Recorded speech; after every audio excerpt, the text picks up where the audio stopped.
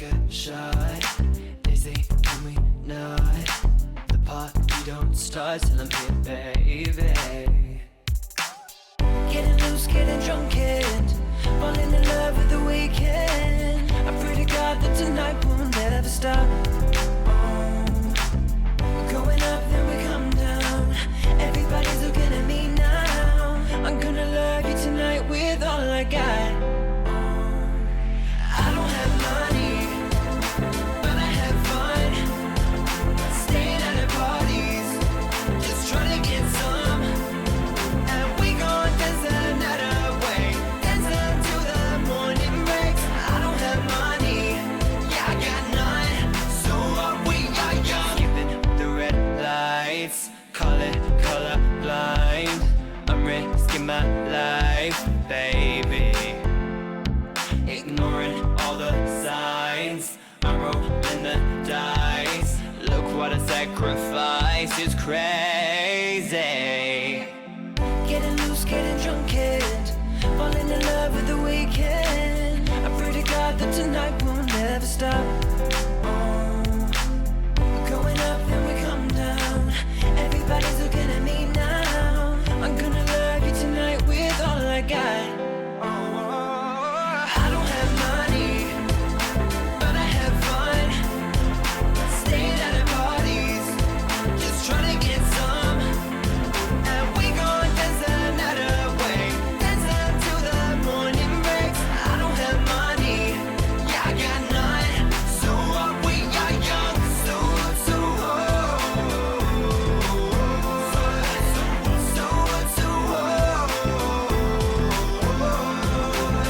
Getting loose, getting drunk and falling in love with the weekend. Waking up with my best friend. We're going up, then we come down. Everybody's looking at me now. Why is the music so goddamn loud? I don't have money, but I have fun. Oh yeah. Staying at the parties, just trying to get some. And we gon' dance the night away, dance until the morning breaks. I don't have money, yeah, I got none. So what, we are young. So what, so I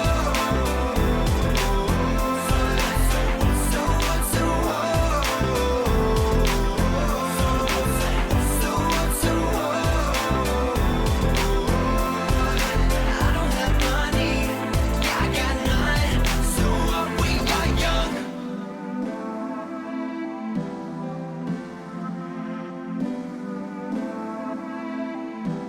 So what, we are young.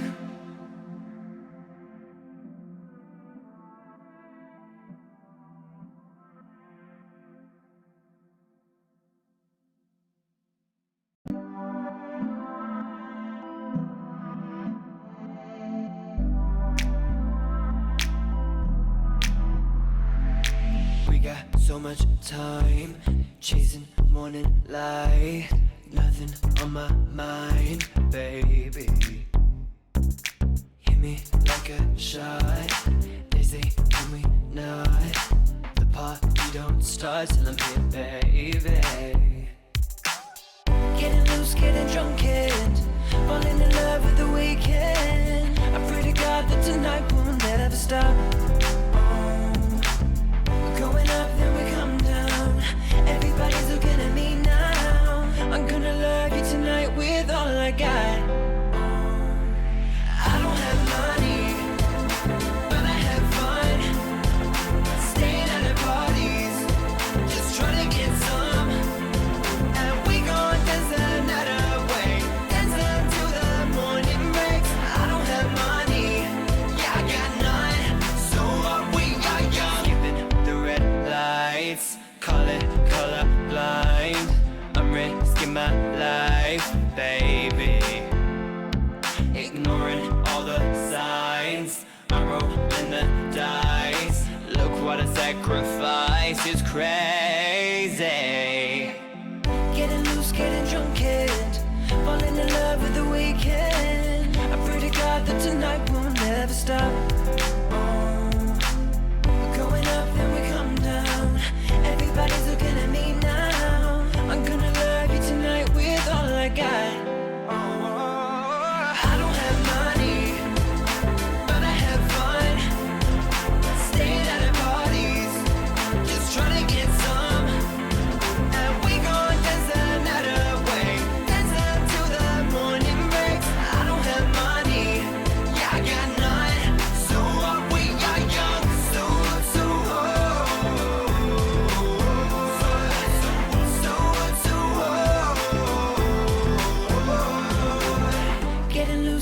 drunk kid, falling in love with the weekend. Waking up with my best friend. We're going up, then we come down. Everybody's looking at me now. Why is the music so goddamn loud? I don't have money, but I have fun. Oh yeah. Staying at the parties, just trying to get some. And we gon' dance the night away, dancing till the morning breaks. I don't have money, yeah, I got none. So what, we are young. So what, so what? So what, so what? So what, so what?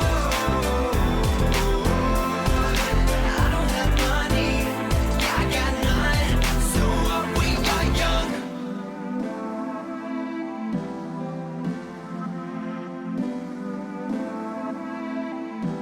So what, we are young.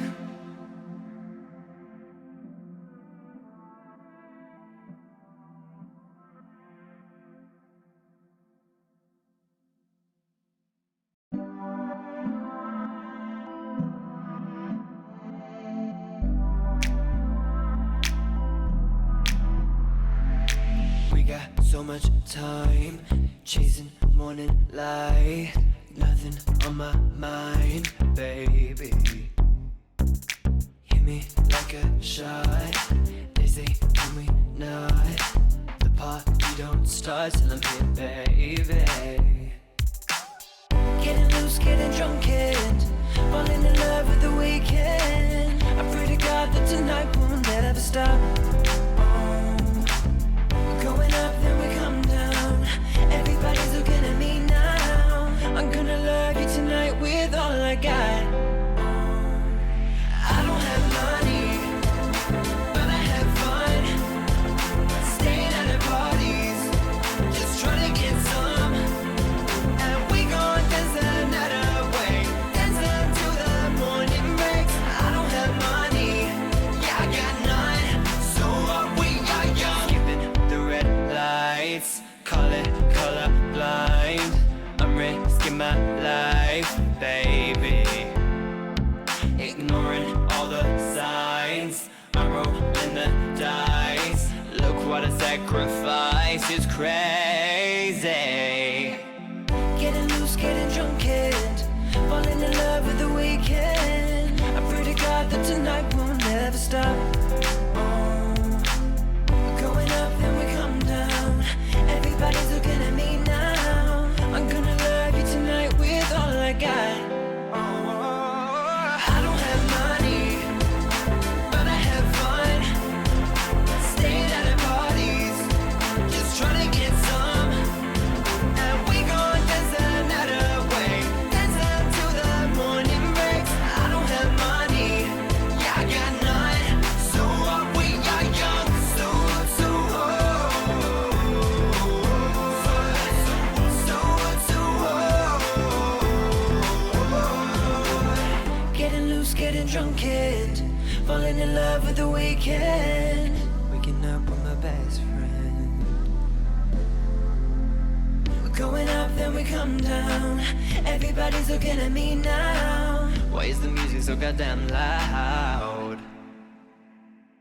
I don't have money, but I have fun. Oh yeah. Staying at a party. Ladies and gentlemen, please welcome a man who realises he doesn't actually have to wear trousers for these things anymore, so he's just wearing shorts and really experiencing a much more casual vibe. It's Lewis Jones.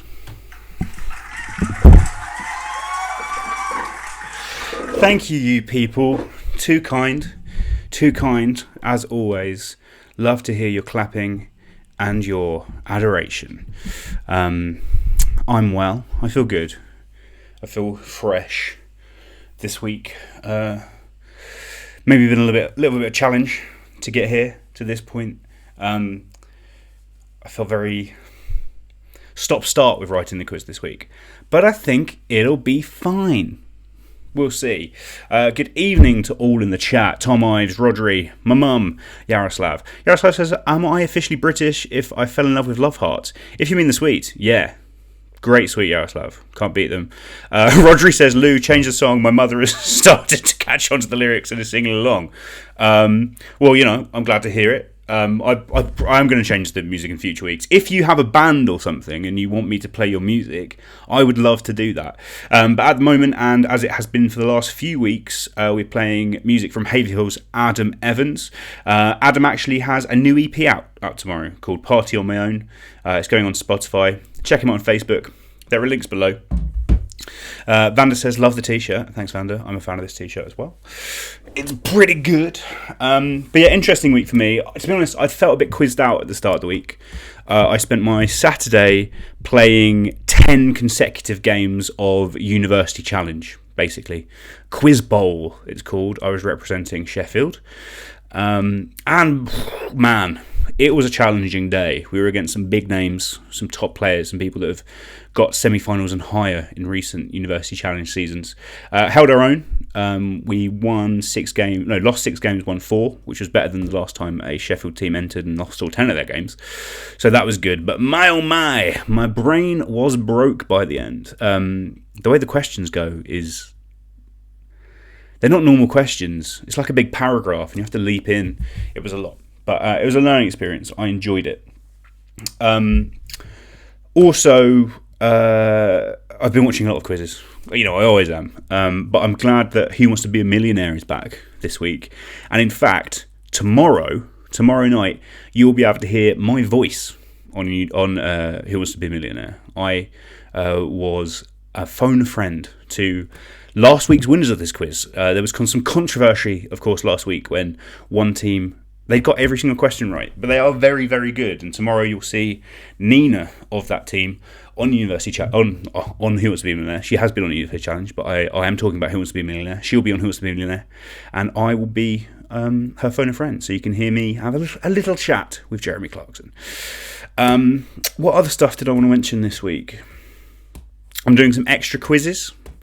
If you're enjoying my quizzes as normal, I'm doing a couple of charity quizzes this week. So if you ever want me to do a quiz for your charity, I can come do that for you. But I'm doing one for the Samaritans of Wigan on Saturday night, which I'm really looking forward to. And then one next week for Be Well Glossop. So a couple of charities. That's great. I'm going to advertise those on my Facebook. If you're not friends with me on Facebook, add me on Facebook. You know where I am. And that brings me on to this week. For this week, normally I invite everyone I know to my event on Facebook, but because too many people haven't been RSVPing, I'm not allowed to invite anyone anymore. I'm only allowed 50 invites. So, reply to my invites, please, guys. Do RSVP. It really does help, and it helps the word get out there. Of course, this week I offered 5 bonus points to any team that shared the event and said how great it was, and then sent me a screenshot. And so I think about 30 teams have gone in for those bonus points. I'm sure those will be important by the time we get to the end of things, but really appreciated that. And that also reminds me, if you're enjoying this quiz, please subscribe to my YouTube channel. I'm not really doing anything with it but this at the moment, but if I get enough subscribers on there, I might well extend that. We'll see. Anyway, that's my thoughts of the week. Let's move on to the actual quiz element, shall we? Here we are. Welcome to the quiz. I'm looking forward to this one. Obviously, last week with that perfect score, I felt like things had to get a bit more challenging, and hopefully they have been. Hopefully you'll enjoy it. Of course, it's not about winning the quiz. Only one team can win. Most people won't win. Most people, though, will have fun, and having fun is the most important thing. I'm hoping to entertain you with the questions and with, just my banter. I know one big fan of this quiz, Rachel Brown. It's her birthday. Happy birthday, Rachel Brown. Hope you're having a great day. Shannon wanted me to say hi to you for your birthday, so I hope you're enjoying it. I will always do shout outs. If you want me to shout outs, I can do shout outs. Anyway, welcome to the quiz. So as you know, I do a bonus quiz via email each week with hard only connect style questions. If you like those sort of questions, you can sign up. Go to tinyletter.com/recklessrapid. I send that email out every week, Sunday afternoon. Questions look like this. So if you see a question like what connects business, card hand, ladder, and t-shirt, and you go, oh, those are all things you can fold, then you'd be right. Maybe that is an extra quiz that you would enjoy. I'd recommend signing up for that. This week's winner, last week, of course, was the first time we had a team score 10 out of 10 on the email quiz. This week, another team scored 10 out of 10. Very impressed. Well done, those. This week, that winner was Alfred. Well done, Alfred. I know he's very, very pleased with himself, as he should be. A very good score. I asked him, did he want a team name to represent the fact that I know his girlfriend Charlotte and her mum were helping? He said no, he just wanted the team to be called Alfred, and you got to respect that. So well done him. How this quiz is going to work, though. It's my classic format, guys. 5 rounds, 10 questions each. We will do 1 round, have that finished by 8 o'clock, so we can applaud. We'll come back, do 2 more rounds, have a 10-minute break, and then 2 more rounds. Hopefully we'll be done by 10. Each round has a separate Google form. You can find those Google forms in the chat. Not the chat, what's it called? The bio bit below, the information, the description for the video. That's what I'm looking for. I've also posted those on the Facebook page, so you can look for them there. At the end of each round, I'll ask you to submit your answers. Me and my assistant Alice will mark them between rounds, so you don't get too much time to do each one. Whoever has the most points at the end wins. It's a classic quiz. If there's a tie break, we'll have a tie break system. And it's so important, say it along with me, don't cheat. Cheats are prospers, but they're bell ends. Don't forget it. It's not about the winning. As I've said, we're here to have fun. Don't cheat other people. You're cheating me, you're cheating yourself, you're cheating other people. Don't do it, man. It's not cool. Anyway, prize. What's the prize this week, you might ask? Same as always, 50 English pounds. Not bad. If you want to win that, you have to answer the most questions correctly, and I'm sure you can do it. It's going to be a hard quiz this week, so the competition will be fierce, but considering how highly everyone scored last week, I'm sure there's going to be some really good teams out there tonight. If you want to donate to help me have that £50 to give away and to give to charity, you can go to this address, paypal.me/LJ47. I recommend, a couple quid each, maybe £5 a team, something like that would be really great. All the money that we get is split between the £50 for the prize money. I take a little bit myself for my costs and my time, but most of it goes to charity. Last week, we donated to Macmillan Cancer Support. We gave them 120 quid, I think I ended up giving them, which is really, really great. This week, we are donating to Mind, the CPSL, that's the Cambridge, Peterborough, South Lincolnshire chapter of Mind. I'm sure we're all aware of Mind, the mental health charity. This charity was recommended this week, because I've been taking recommendations from viewers, by Jenna. So Jenna and Sean, who are, they're technically my stepsisters, though it's a term that I've never actually used for them, but you are, aren't you guys? Really, you're my stepsisters, my stepdad's kids.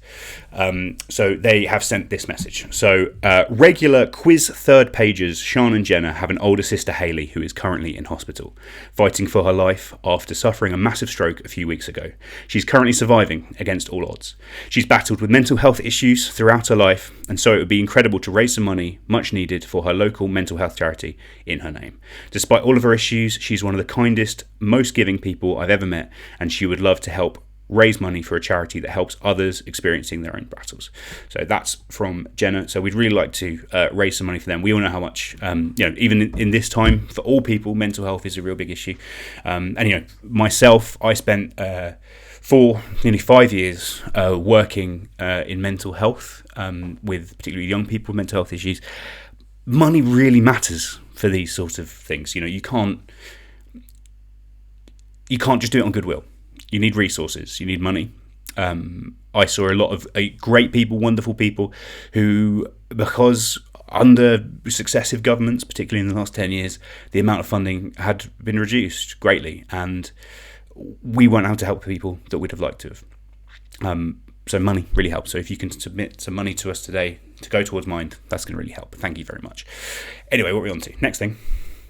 The quiz. Oh yeah, the quiz. So normally, as you know, every week, the first round, all of the answers have the same 3 letters in. And you have noticed that I'm going alphabetically along each time. This week, I thought I'd mix it up slightly because the letter is H. And after last week's sexism furore, I think that's the best way to put it, I thought I'd mix it up slightly, very, very slightly, and make it so there are two options. All of these answers will either have his, H-I-S, or her, H-E-R, in them. I'm not going to tell you which, but one of them will be in every answer. I'm sure you understand it. You guys are very, very good at this point. Let me see how we go. Let's move on to question 1. Question number 1. I feel so unsure as I take your hand and lead you to the dance floor. A lyrics from which UK number 1 by Wham. I feel so unsure as I take your hand and lead you to the dance floor. A lyrics from which UK number 1 by Wham. While you look at that, let me look in the chat. Luke Farrar says, none of our team are your Facebook friend. I mean, Luke, I know you. There's no reason you're not my friend. That's your fault if you're not my friend. Send me an invite, mate. You can be my friend next time. Josh says, that's a bit off, Lewis lad. Josh, your team were also able to... I think they did, actually. Maybe Toby did share it. I'm not sure. Matthew, sharing for points is unfair. I mean, yeah, but otherwise no one can come to the quiz. It's just 1 week. It's just 5 points. There's nothing wrong with that. And if you want to know about the event, you just want to be my friend, you can add me. You can share it every week. The information has been there all week. There's a lot of people that have RSVP'd to it, but the information's there. You've got to bend it slightly sometimes to get people involved. And it's only 5 points. And considering the difficulty of this week's quiz, I'm not sure it'll be too much of an issue. Anyway, so that's question number 1. Those lyrics are from which song by Wham? Question number 2. Which comedian had a 90s double act with Stuart Lee and currently hosts several podcasts, including Stone Clearing and his Leicester Square Theatre podcast? Which comedian had a 90s double act with Stuart Lee and currently hosts several podcasts, including Stone Clearing and his Leicester Square Theatre podcast? Very good episode of that this week where he interviewed Michael Palin. Really, really like that. Luke Farrar sent me a friend request on Facebook, so it's all worked out. Tom Ives, you've sent me one too. Accepting everyone. I've got a share just from Kieran Lawler. I mean, I'd love to count you for the bonus points, to be honest, Lawler, but I don't know if anyone's going to join the quiz 10 minutes after the quiz has started. But still, I appreciate it. Thank you. And I've got a message from Gaynor saying my episode of The Chase was repeated the other day, which was bizarre. Gaynor watched it and said, we watched it on +1. You look so young. I was so young, Gaynor. It breaks my bloody heart.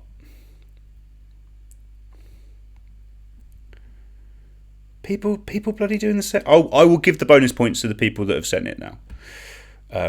So Daisy, you'll get it. Kieran will get it. Give me a sec to add that in a moment. Ms says she loved question 2. I thought you might, Ms. So that's question number 2. Question number 3. This flag.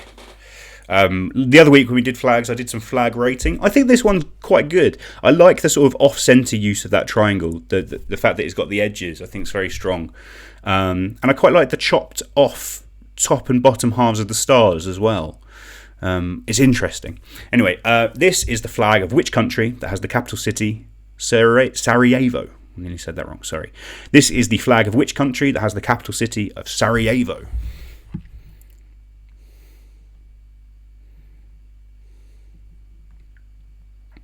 Of course, where the Archduke Franz Ferdinand was assassinated by Gavrilo Princip.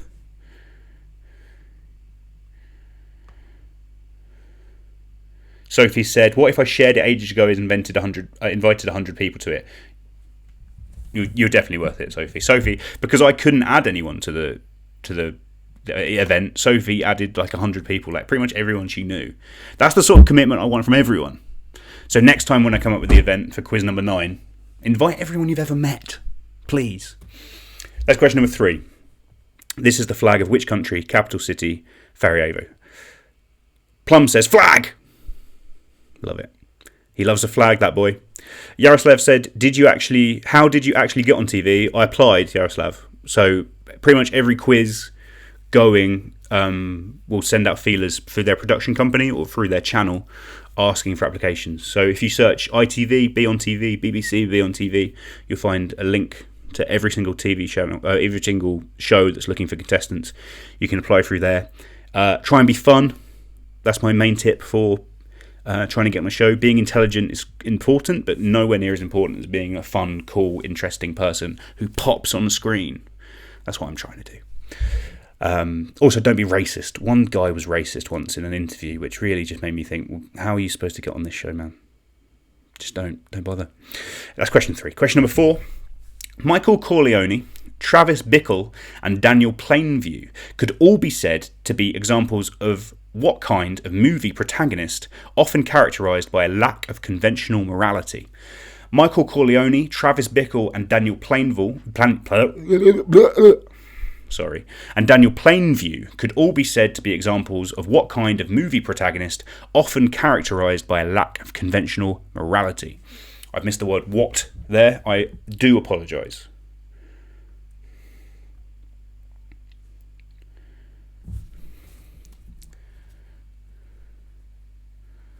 Just making a list of the people that I need to add bonus points to. So Sophie, Daisy, Kieran, Tom.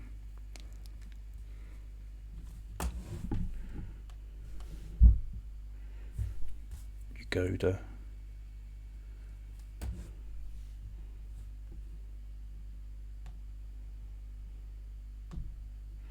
Some people have shared the post without writing a nice comment. I did specifically say share it with like a nice comment saying how brilliant the quiz is, but I'll let you know, and please share it next time.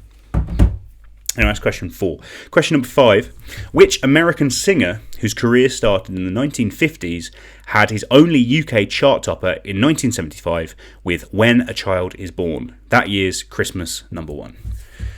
When a child is bald. When a child is born, bold. When a child is born. Which American singer whose career started in the 1950s had his only UK chart topper in 1975 with When a Child is Born? That year's Christmas number 1. That's a question that I wouldn't get right. I'm adding more questions that I wouldn't normally get.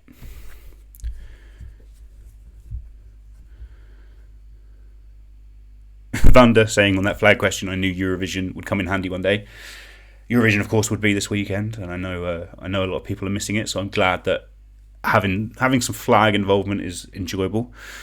Demi says the way to get on a show is to apply, audition again, wait 4 years, get on the show, get to the final chase, get caught. Very, very accurate, Demi. I didn't even get to the final chase, so you beat me. But I was a young boy. I didn't know. I should have known better. And now, without remembering any of my questions during my cash builder, I got 10, whereas I got 6 the first time round. So I've clearly improved, which is nice.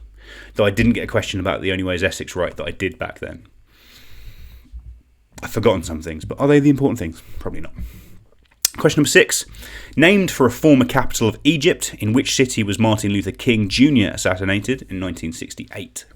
Named for a former capital of Egypt, in which city was Martin Luther King Jr. assassinated in 1968?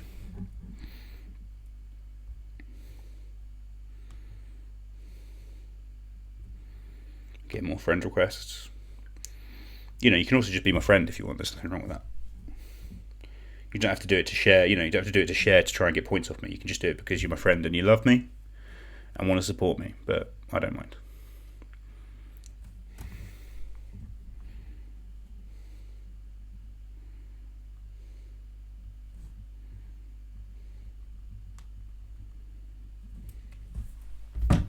Also annoyed tonight that I'm going to miss the dessert course of the Great British Menu. It's been a great week. That's number 6. In which city was Martin Luther King Jr. assassinated in 1968? Question number 7. Victorian architect Alfred Waterhouse is best known for designing Manchester Town Hall and which London building situated on the corner of Cromwell Road in South Kensington? Victorian architect Alfred Waterhouse is best known for designing Manchester Town Hall and which London building situated on the corner of Cromwell Road in South Kensington? Lovely building, beautiful building. Manchester Town Hall is great. It's a great building, don't get me wrong. But wow, probably one of my favourite buildings in the entire world, this second building. Absolutely beautiful.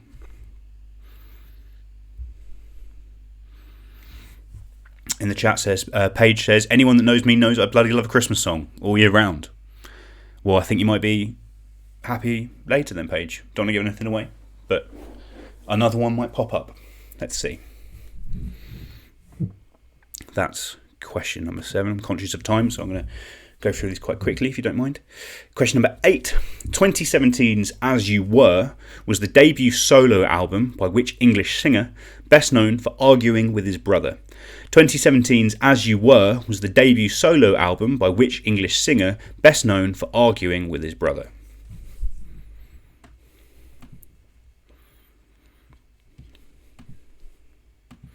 He is best known for arguing with his brother. And just being on Twitter mostly, I think, at the moment.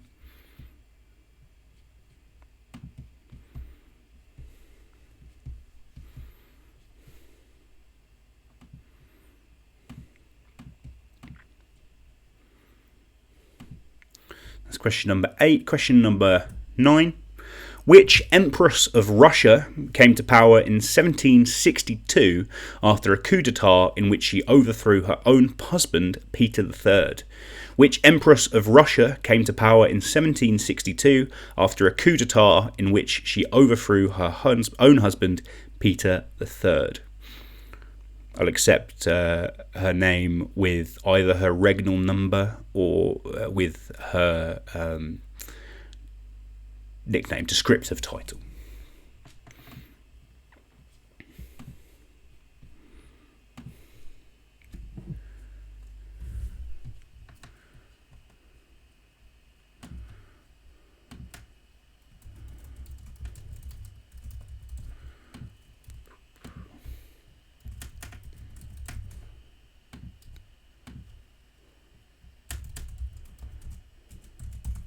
Just adding these 5-point bonuses.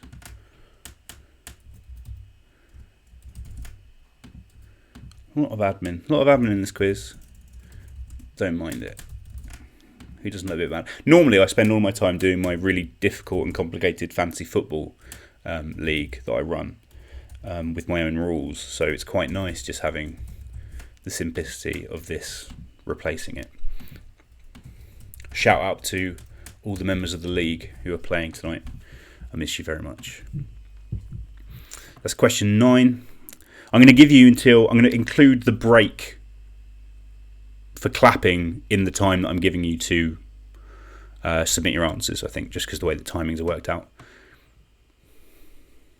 Yaroslav, who is Russian, says, I think that's the only queen I actually know. Very good, Yaroslav. And number 10, finally, what is the name of the most populous island of the West Indies that is split between the nations of Haiti and the Dominican Republic? What is the name of the most populous island of the West Indies that is split between the nations of Haiti and the Dominican Republic?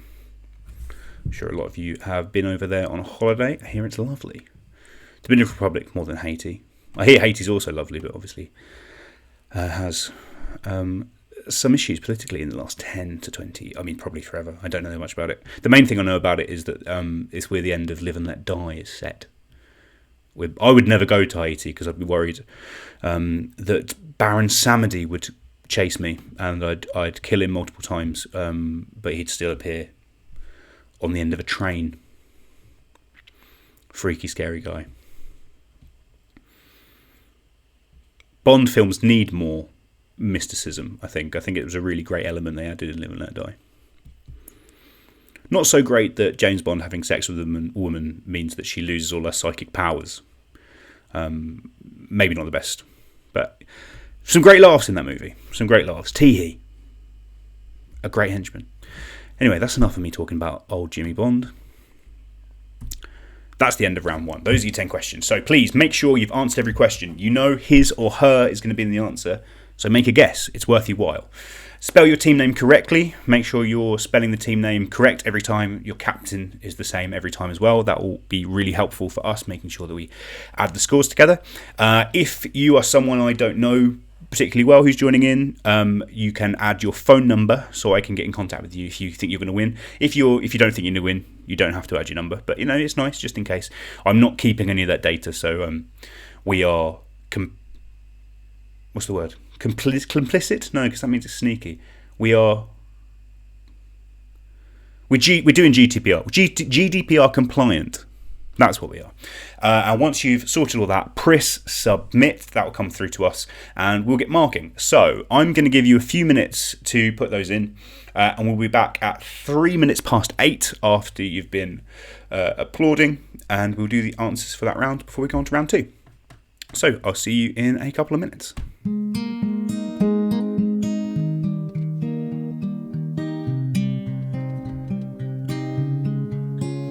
You're the one for me. Think anybody could see.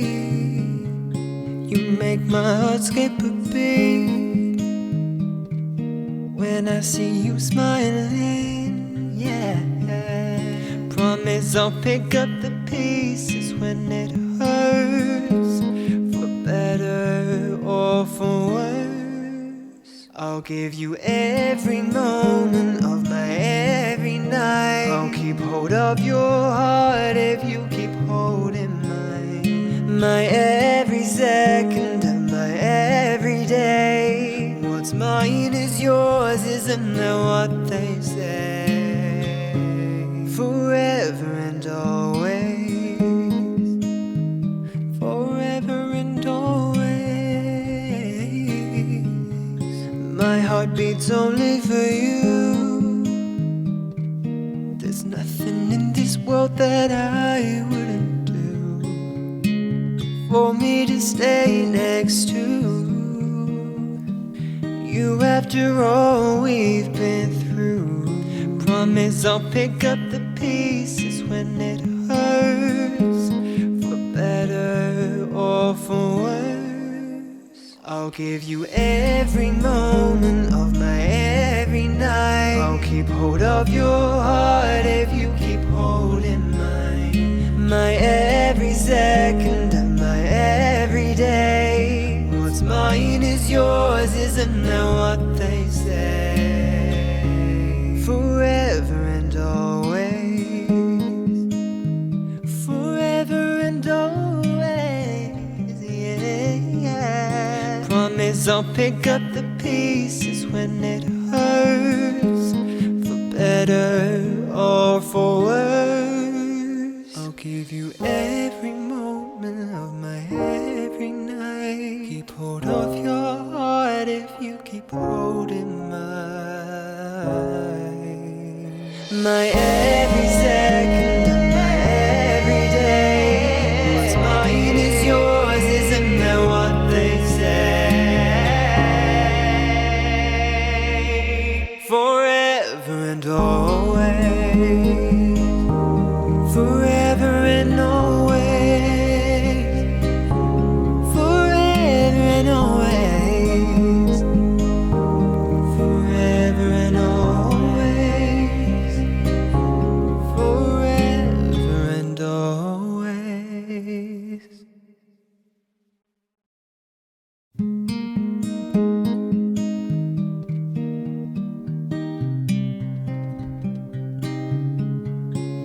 You're the one for me. Think anybody could see. You make my heart skip a beat when I see you smiling, yeah. Promise I'll pick up the pieces when it hurts, for better or for worse. I'll give you every moment of my every night. I'll keep hold of your heart if you keep holding mine. My every second of my every day. What's mine is yours, isn't that what they say? Forever and always, forever and always. My heart beats only for you. There's nothing in this world that I wouldn't do for me to stay next to you after all we've been through. Promise I'll pick up the pieces when it hurts, for better or for worse.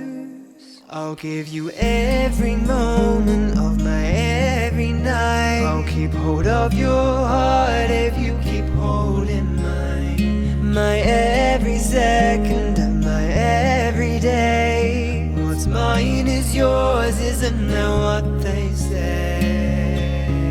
Forever and always. Forever and always, yeah.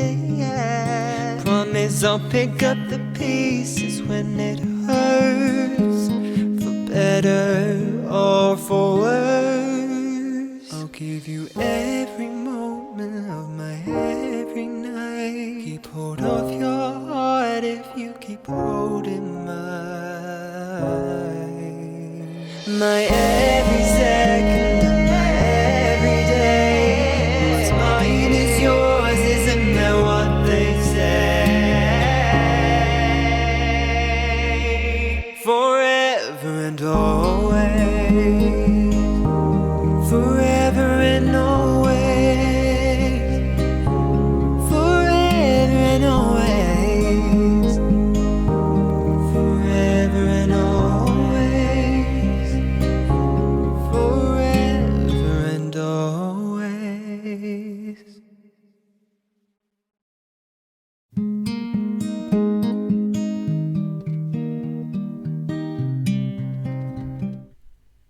I think that's about enough time for everyone. I hope you enjoyed applauding. Again, as always, thanks to all the people that work in the NHS, all the key workers out there in many different jobs who have done a great job. Obviously, things are a bit difficult this week with the relaxation of the rules.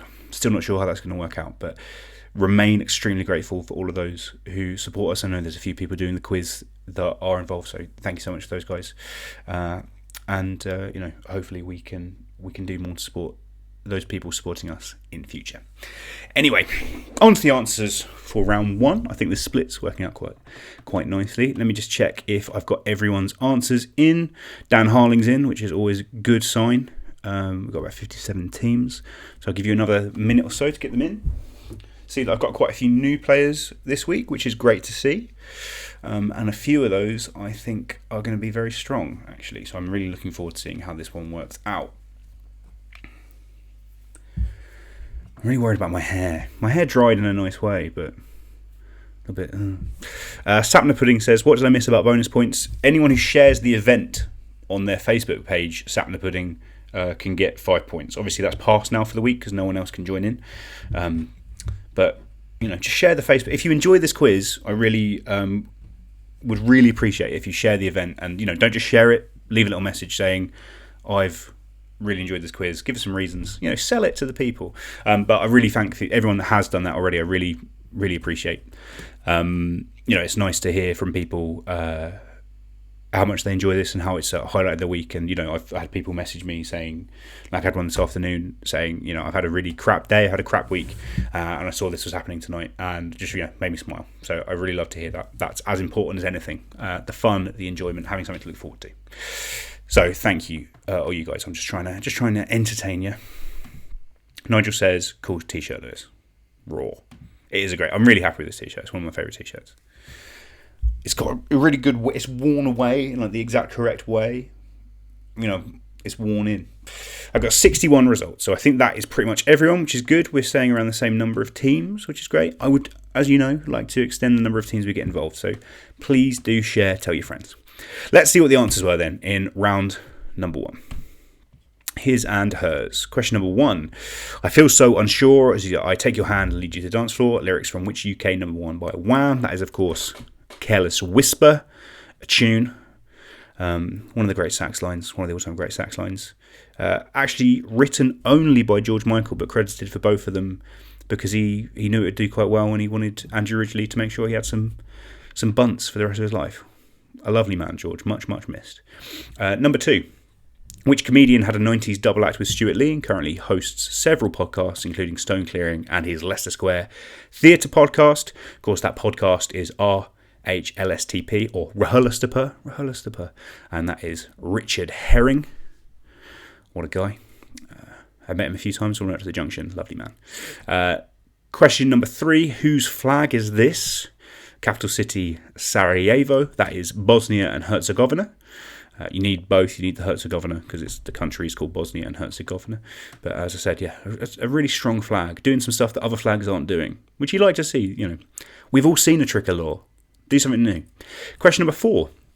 Michael Corleone, Travis Bickle and Daniel Plainview could all be said to be examples of what kind of movie protagonist, often characterised by a lack of conventional morality. They are all anti-heroes. Anti-heroes.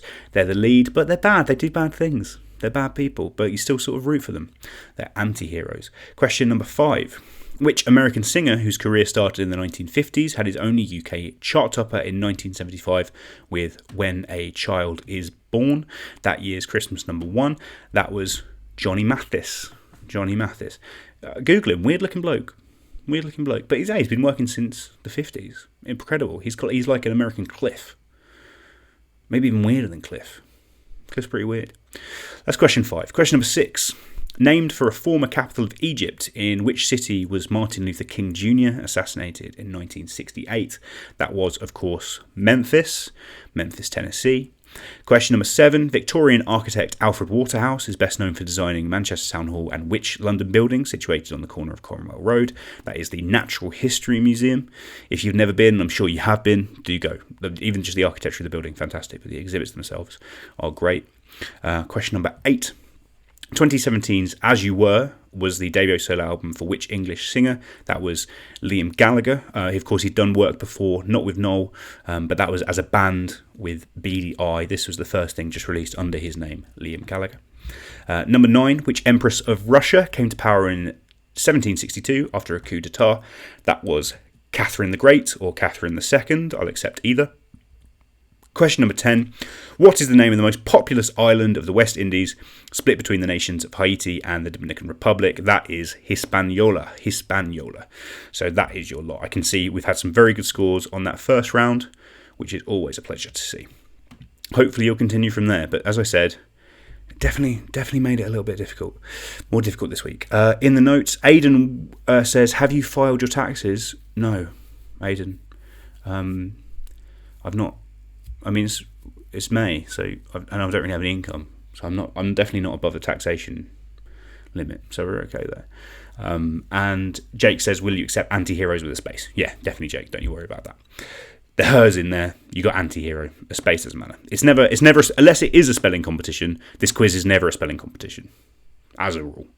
It's, I know there are people out there who spelling's not their strong point. They might be dyslexic. I don't want you guys to be left out. So, on to round number 2. Round number 2, as always, is Answer Smash. This week's Answer Smash is game shows. There's a lot of them about. They're really getting me through. You can't beat watching 7 or 8 episodes of The Chase a day on Challenge TV.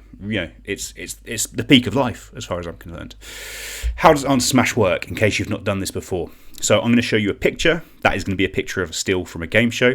I'm then going to ask you a question underneath it. All you need to do is take the name of the show in the picture, the answer to the question, and smash them together. The picture will end with a few letters that are the start of the letters of the answer. Let's see an example. Here you've got a picture. Classic game show of the early 2000s with Anne Robinson pretending to be mean. Apparently she's actually very nice in real life, but this was a character. Very successful character.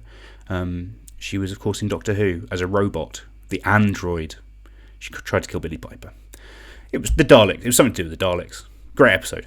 But that's that show. And which new metal band collaborated with Jay-Z on the album Collision Course? So if you were to combine those two, that's The Weakest Link and Linkin Park. The answer you need to give is The Weakest Linkin Park. You need both parts for us to give you the point. And where they cross over, they need to cross over. If you put The Weakest Link, Linkin Park, we won't give you the points. You need to cross your two answers, smash them together to get the answers. I'm sure you all understand that. We've done this a good few times now. East Bristol Contemporary says, good quiz. Thank you, East Bristol Contemporary. It's only early days, hopefully it will continue. Let's see. So, question number 1 in your answer smash round is this quiz. I'd love to give a bonus point to whoever can work out the answer to that question there as well, what connects those items. But take the name of that quiz and take Hartford is the capital of which US state, one of the original 13 colonies. Hartford is the capital of which US state, one of the original 13 colonies. Take the name of the show, take the name of the state, smash them together, and that is your answer.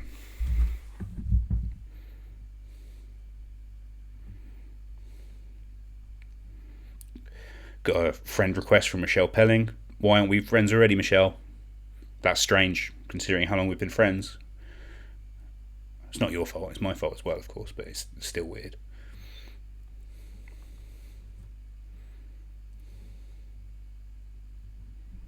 Lots of love for the t-shirt. I wore it especially. For a while I was like dressing up, I was wearing a shirt, and I was like, no, I'm just wearing shorts. PE shorts and one of my favourite t-shirts. Much more in the zone. It's a bit cold in here. These halls do not heat well, but I feel comfortable. You got to feel loosey-goosey for the quiz. Sorry for the clicking noise my shoulder just made. I know some people hate that. So combine that show with Hartford is the capital of which US state, one of the original 13 colonies. Question number 2. Take this show, one of my favourites, especially when I was a kid, and combine it with which actress, known from roles in The Greatest Showman and 2 MCU Spider-Man films, played Michi in the animated film Smallfoot. Which actress, known from roles in The Greatest Showman and 2 MCU Spider-Man films, played Michi in the animated film Smallfoot? It was the subject of a popular meme a year or so ago. One of my favourites. MCU, of course, means Marvel Cinematic Universe. So all of the Marvel films that all exist within the same narrative. She was in those. Not the previous ones with Andrew Garfield or the original, what was his name? Tobey Maguire ones. The more recent ones with Tom Holland.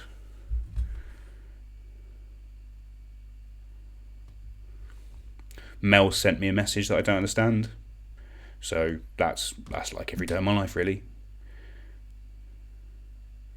Oh, go get it now. Mel was answering the question in the first one. It's people miming on Top of the Pops. I think you're right, Mel. I think you are right.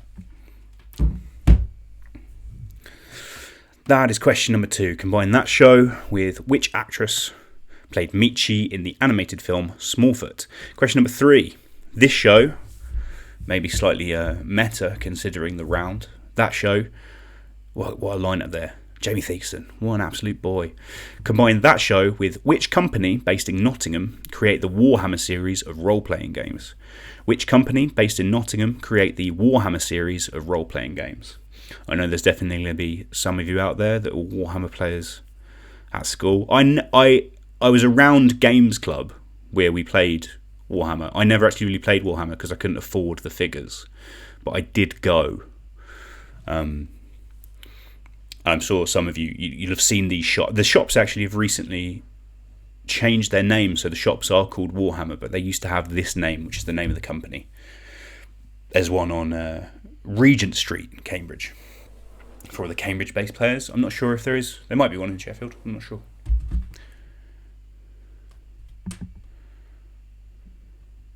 My friend Mark used to do an excellent skit of the people that worked in these shops. I think he did it twice, and then we asked him to do it all the time, and he stopped doing it. But it was really wonderful, really, really wonderful. Oh, wonderful piece. What a guy.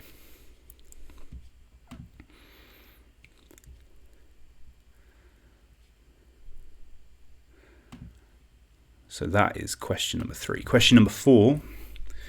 This one, there's 2 versions of this show. The original version is the one that I prefer, but either I'll give you the point for. Don't worry about that. So take the name of this show and combine it with which 90s UK sitcom starring Stephen Tompkinson and Neil Pearson was set in the offices of GlobeLink News.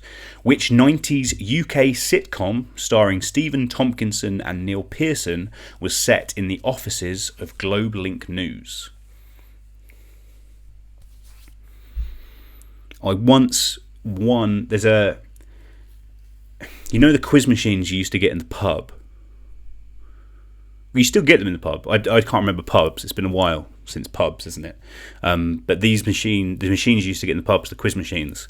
The one we used to go there after working at the Junction. We used to go to the Swan, and we'd play on the quiz machine. We mostly played the game of the magazine Nuts, which was brilliant. Some really great days. Brenner and Jack and me doing that.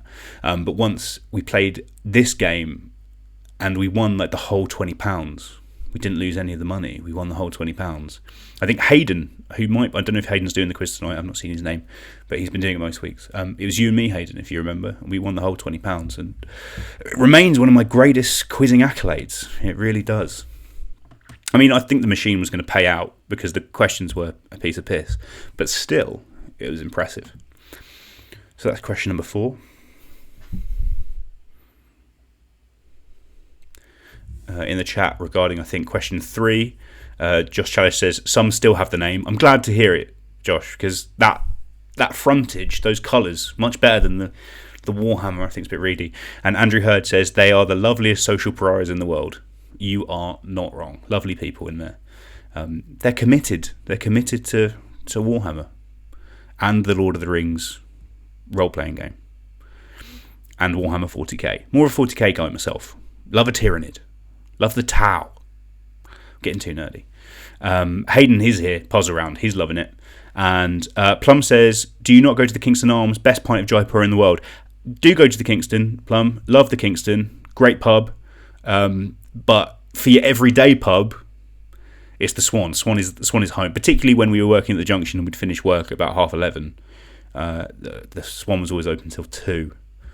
So it was a dream. Yaroslav says, here I suck. Yeah, I apologise, Yaroslav.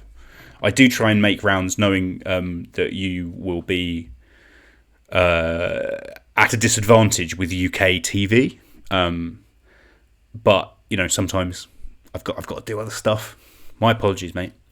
But I think there's some other stuff in the quiz tonight which I think you'll enjoy. I did give you that Russian question in the first round. So that's question number 4. Combine those two. That game show and the 90s UK sitcom starring Stephen Tompkinson and Neil Pearson. Question number 5. Take this one. We've already spoken about it tonight in the quiz, in the chat.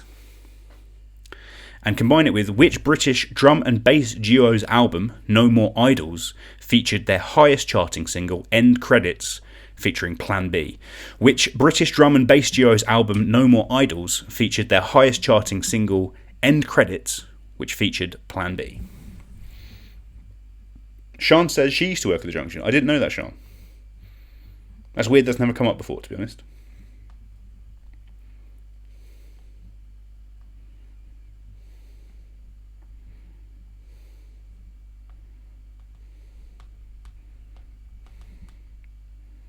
Big shout to all the Junction guys. I know a lot of people connected to the Junction are playing tonight. Past and present and hopefully future. Obviously difficult at the moment with everything being closed. I know they're doing a lot of work to support themselves through this crisis. Do support your local arts centres, comedy clubs, music, local film places. If they can't get through this, they might be gone forever. I know Lottie, who's doing the quiz, helps with the Stand in Edinburgh, and they're doing a live stand-up show every Saturday night to raise money for them, and they've had some great lineups. I've not been able to go because I've been busy, sadly, so far, but I will come to one of those, Lottie, I promise, because they look really, really good. So that's question number 5. Which British drum and bass duo's album No More Idols featured their highest charting single, End Credits, featuring Plan B? Question number 6. This one, we all know it. Combine that with Adho Mukha Shavanasana, I think. Shavanasana. Adho Mukha Shavanasana is the proper name for which common yoga pose where the body is bent into an A shape. Adho Mukha Shavanasana. I had it the first time. My apologies to everyone. Adho Mukha Shavanasana is the proper name for which common yoga pose where the body is bent into an A shape. Sean says she worked in the cloakroom. It was about her 3rd job at the time. Beautiful. Great days in the cloakroom for me, Sean. Cloakroom during a warning. One of the warmest rooms in the world. Mostly because it was literally full of coats. One and one and one and one and.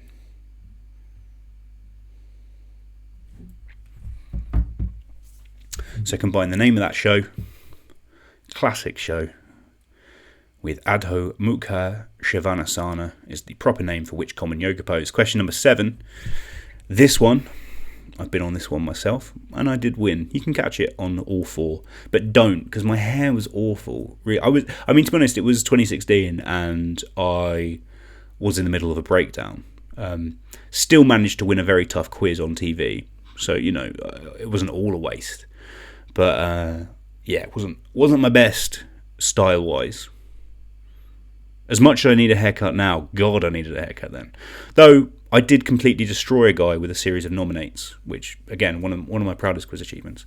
But combine that quiz show, there, the diminutive Sandy Toksvig. You can see the back of her. She was lovely. Combine that with film mostly at the O2. This Is Us was a 2013 3D concert film about which boy band? Filmed mostly at the O2. This Is Us was a 2013 3D concert film about which boy band?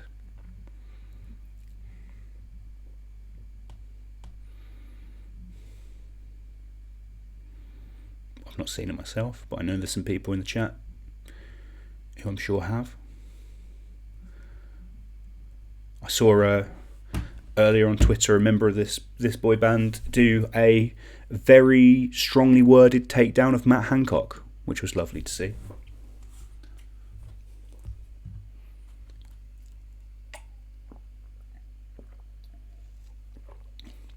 So that's question number 7. Question number 8. This show, a favourite of people who like their quizzes a bit easier, maybe. Combine that show with Catherine Bigelow directed which 1991 action film starring Patrick Swayze as Bodhi and Keanu Reeves as Johnny Utah.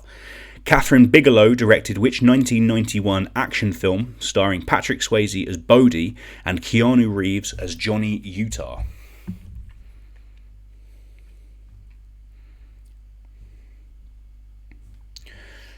Mel has messaged me saying, is she a dwarf? And I don't really know what he means by that. Oh, maybe asking if Sandy talks with a dwarf. I think she's just short, Mel. I don't know if we use dwarf anymore. Unless we're talking about the legendarium of Tolkien. But, who knows?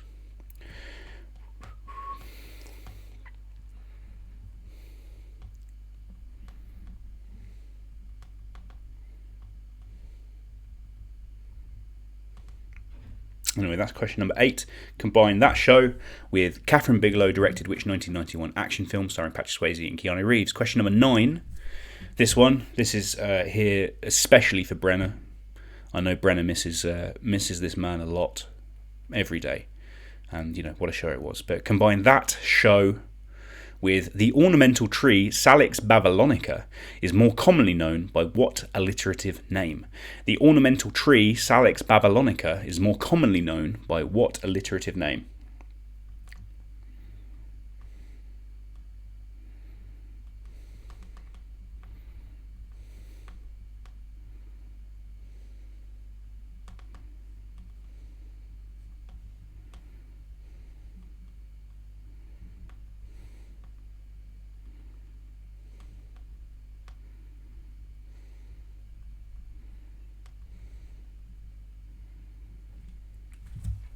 That's question number 9, with just a lovely human being.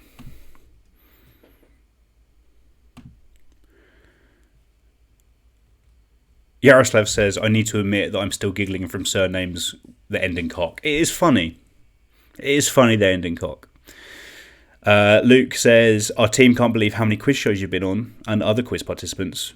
There's some very, very strong quizzes in this round. I've been on 5 myself, 6 if you include Millionaire tomorrow night.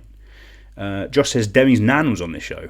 Amazing, absolutely amazing. And Rodri says, my dad says Plan B is the answer for any questions about rap hip hop music he doesn't know, and is thrilled it's currently on the screen, even if it isn't part of the question. That is lovely to hear, Rodri. It's always a good answer. It's always a good Plan B. It works on multiple levels. And finally in this round, question number 10. This classic of the 80s. And the most intelligent of primates, which animal takes its name from the Malay meaning man of the forest? The most intelligent of primates, which animal takes its name from the Malay meaning man of the forest? And that is your last question in round number 2.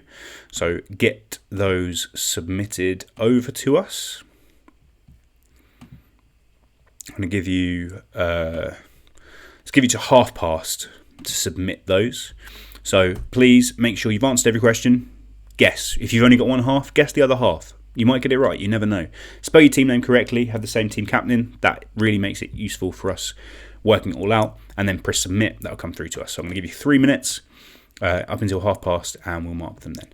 So I'll see you in a second. You know my name, but you don't know me. I know your face, the way that your eyes are glowing. Not sure who you are. You should let me get to know it. Cause this won't start if you don't let yourself show it. So won't you notice me? How much more obvious can I be? Whoa, look and see, you're the only one I need. When you're walking past me, don't look right through me. Need you to look real deep. Notice me, how much more obvious can I be? Whoa. Why do you see through me? Cause I'm right here. Open your eyes and see clearly. Not sure who I am. Well, give me a chance to show you. Cause this won't start if the real me doesn't shine through. So won't you notice me? How much more obvious can I be? Whoa, look and see, you're the only one I need. When you're walking past me, don't look right through me. Need you to look real deep. Notice me, how much more obvious can I be? Whoa.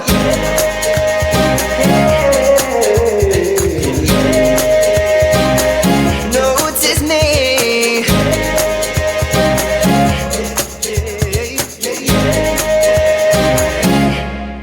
So won't you notice me? How much more obvious can I be? Whoa, look and see, you're the only one I need. When you're walking past me, don't look right through me. Need you to look real deep. Notice me, how much more obvious can I be? Whoa. When you're walking past me, don't look right through me. Need you to look real deep. Notice me, how much more obvious can I be? Whoa. You know my name, but you don't know me. I know your face, the way that your eyes are glowing. Not sure who you are. You should let me get to know it. Cause this won't start if you don't let yourself show it. So won't you notice me? How much more obvious can I be? Whoa, look and see, you're the only one I need. When you're walking past me, don't look right through me. Need you to look real deep. Notice me, how much more obvious can I be? Whoa. Why do you see through me? Cause I'm right here. Open your eyes and see clearly. Not sure who I am. Well, give me a chance to show you. Cause this won't start if the real me doesn't shine through. Hey, what's up? Answers are streaming in for round 2. Love to see it. A lot of good answers, which is great. So well done, everybody. Is there any business that I need to deal with? No, everyone's good in the chat. On the messages front, let me see.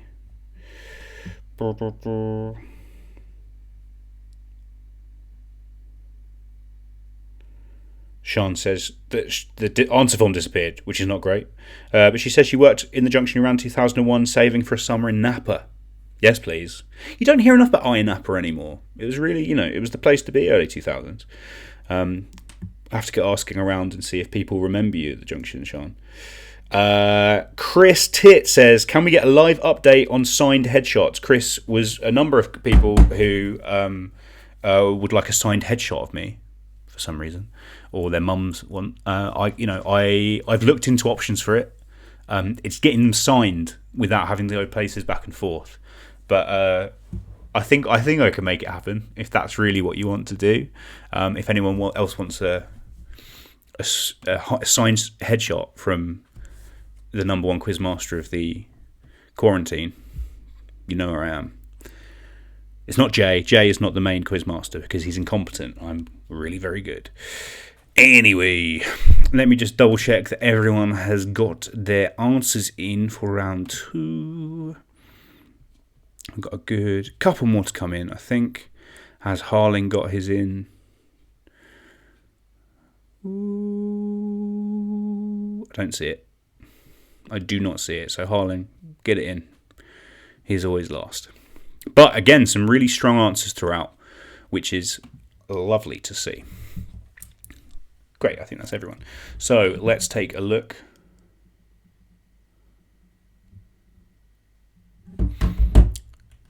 I've got a message from Adam saying, can we change our answer? Sorry, Adam, if you've submitted, I can't change any answers. My apologies. But, next time, Anyway, let's see what these answers are. Question number 1. This show, the best show around.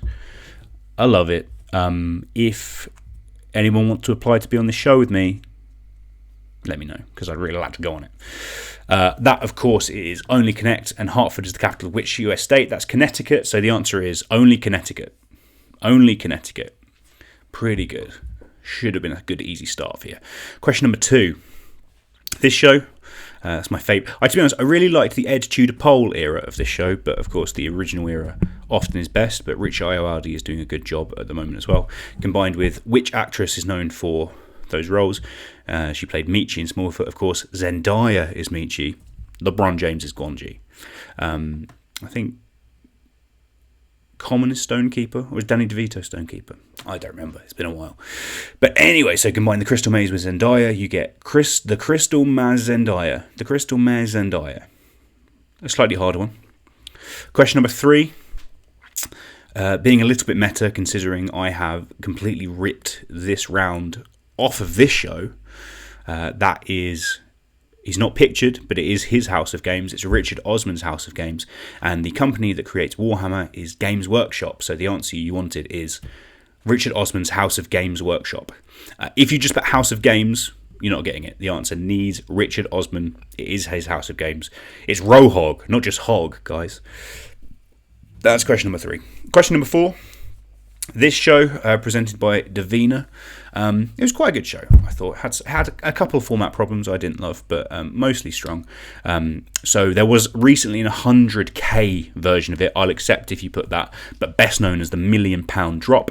And the 90s sitcom starring Stephen Tompkinson and Neil Pearson was Drop the Dead Donkey. The answer, the £1 Million Drop the Dead Donkey. Question number 5. Everyone's favourite, Brad there. Jenny the Vixen Ryan.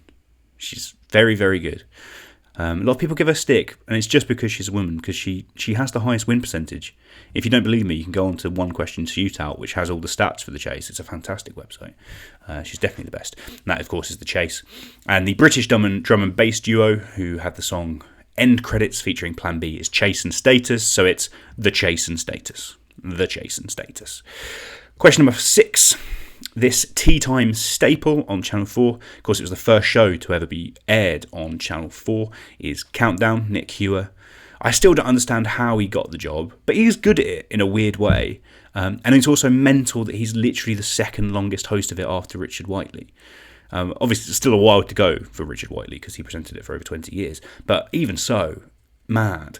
And Adho Mukha Savenchana, the proper name for which common yoga pose?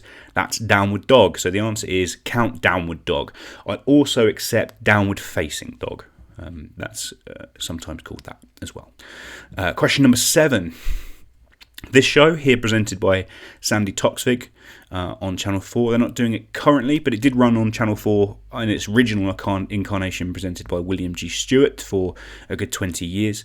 A very hard show that I did win. I have my trophy, not here, somewhere. Lovely bit of perspex, is 15-1 and filmed at the O2. This Is Us was a concert film about which boy band? It was One Direction. The answer, 15-1 Direction. Question number 8. This show with Ben Shepherd, my mum and her boyfriend Mel's favourite. They call it Tippers, and they sing along to the theme tune. Tippity tip tip tip, tippity tip tip tip. I love them very much and I miss them. But that is Tipping Point. And Catherine Bigelow directed which film? It was Point Break. Tipping Point Break. Question number 9. The absolute boy, Dale Winton. Much missed. Of course, he had the excellent In It to Win It on BBC One as part of the lottery show. But this is from his ITV staple of the 90s. Just a real joyous shout. And every time I am at the checkout and I hear the beep, I do think of all the fun I could have been having on Supermarket Sweep. And the ornamental tree Salix babylonica, better known by what name? The Weeping Willow. So Supermarket Sweeping Willow. And finally in this round, question number 10. This show presented by Gordon Burns in the 1980s. There was a short couple series in the 2000s with Ben Shepherd. Remade. Hard show that had a physical element as well was the Krypton Factor. You can see the big K, which was their symbol in the background there. And the most intelligent of primates, which animal takes its name from the Malay meaning man of the forest? That's the orangutan. So the Krypton Factorangutan. Orangutan.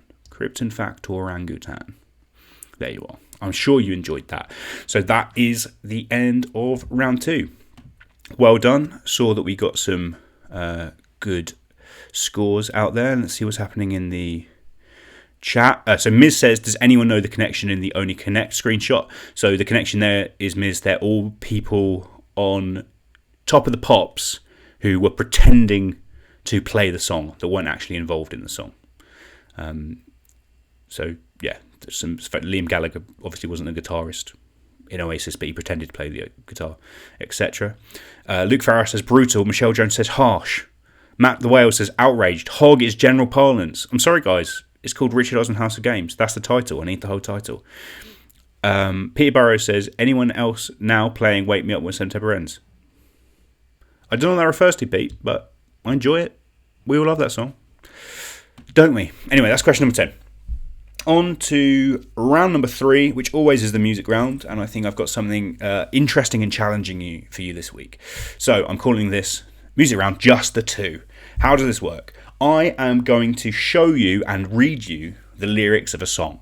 The songs that you're seeing are some of the best-selling songs of all time in the UK and worldwide. These are 10 songs you will know. There's no doubt about that.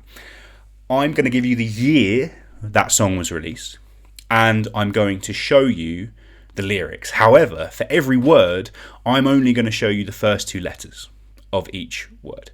Here is an example for you. Name the song from 1997. Evni in Madra, I set you, I the you. There is ho akna, ye go on. For ak the d and spur be us, yo ha ko tusha, yo go on. Ni far were who you are, I be the he do go on. On mo yo op the do, and yo he in my he, and me he we go on and on. From 1997, you might have noticed there, particularly the go on bit. That, of course, is My Heart Will Go On by Celine Dion. So I'm going to give you 10 songs in this format. I'm going to give you the year. I'm going to give you the lyrics. I'm going to read out the lyrics.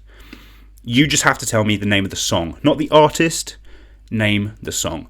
These are some of the best songs of all time in terms of sales, not in terms of quality, as you'll see. But definitely 10 songs you'll know. So I'm going to read them out twice, and they're on the screen so you can see them. I think this is gonna be fun. We'll see. Let's do question number 1. This song from 1954, name it. On twer the ok, fo ok ro. Fi si se ok, e ok ro. Ni ti el ok, twa ok ro. We go rock a row the cluto. Pu yo gla ra on and jo mi ho. We ha so fu wa the cluster on.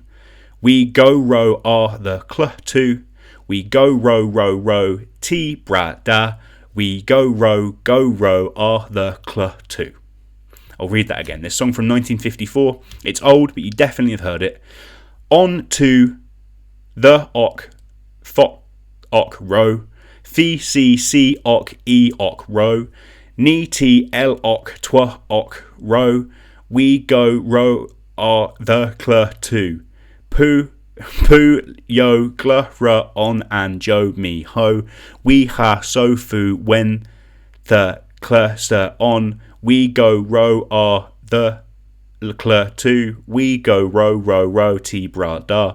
We go ra are the clutu.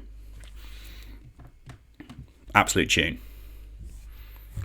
Adam Dickinson in the chat says my heart will go on, Celine Dion. He got it even before I said it in the first clue.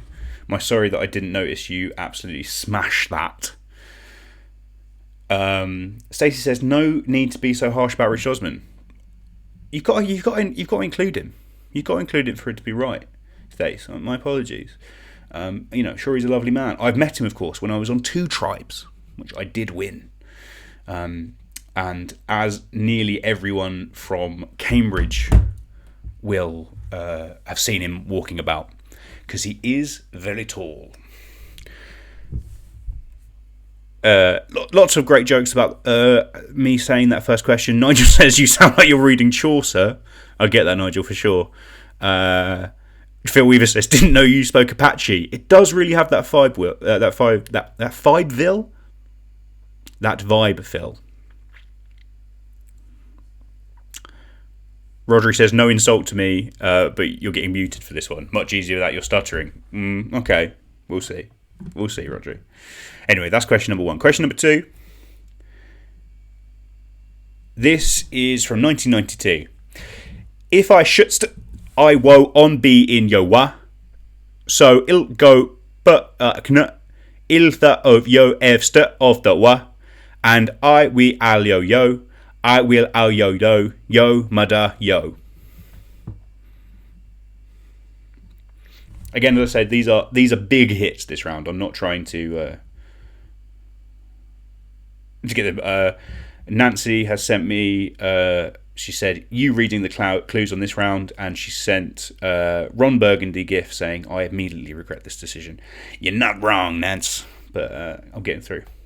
Mel says don't read them twice. All right, Mel, I won't. They're on the screen. I think everyone's getting them from the screen anyway. So,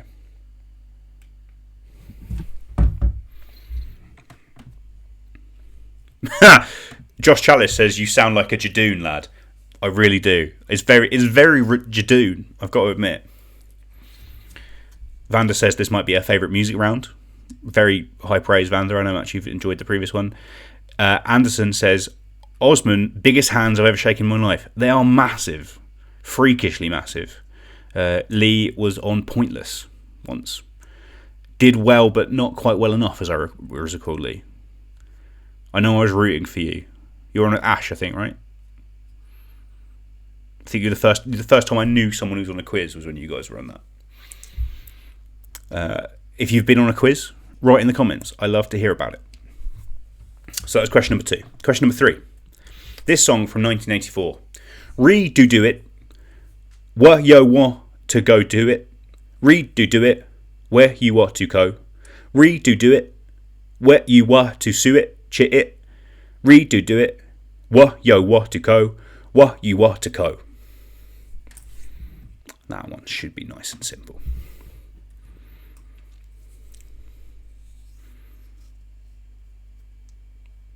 Yaroslav says this reminds me of the music round when you were mumbling. I think you're talking about the club sing around, the Vic and Bob club sing around I did recently. Definitely. Phil Weaver says, walked past Osman at the Beehive in Cambridge. Very tall man. Yeah, extremely. I saw him, last time I saw him in Cambridge, he cut across me walking on Jesus Green. And, you know, I'd met him before at this point, but even so, just like walking around and going, oh, extremely tall. Not as tall as Liam, though, who I think is doing the quiz tonight, who is 6'10", which is too tall. Is too tall. Osman, I think, is only about 6'7". Lee says he finished second on Pointless. Ash dragged him down. He will do that, won't he? Garb says, God Commode, your hands are massive. They are. Commode also famous for his massive flappy hands. Sadly, have not met him. Would love to. Great guy. That's question number 3. Question number 4. Name this song also from 1984. Not a typo. They're both from the same year. Itchati.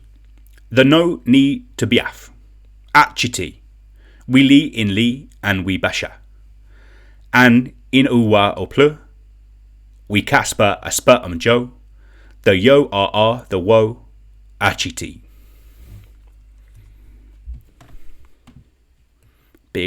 A big old hit. So don't give me the artist, give me the name of the song.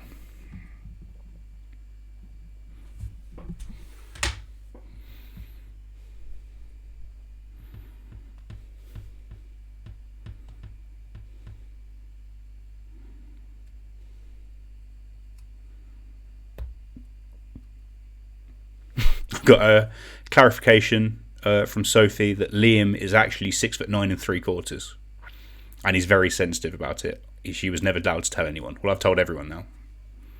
I'll round you up, Liam, because I love you.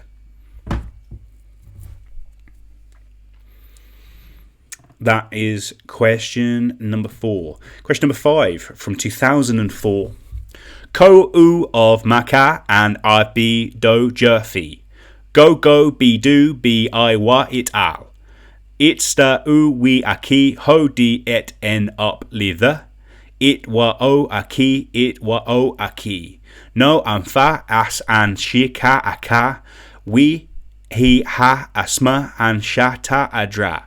No the go to be am my sti isi and it al in me he bu she to he.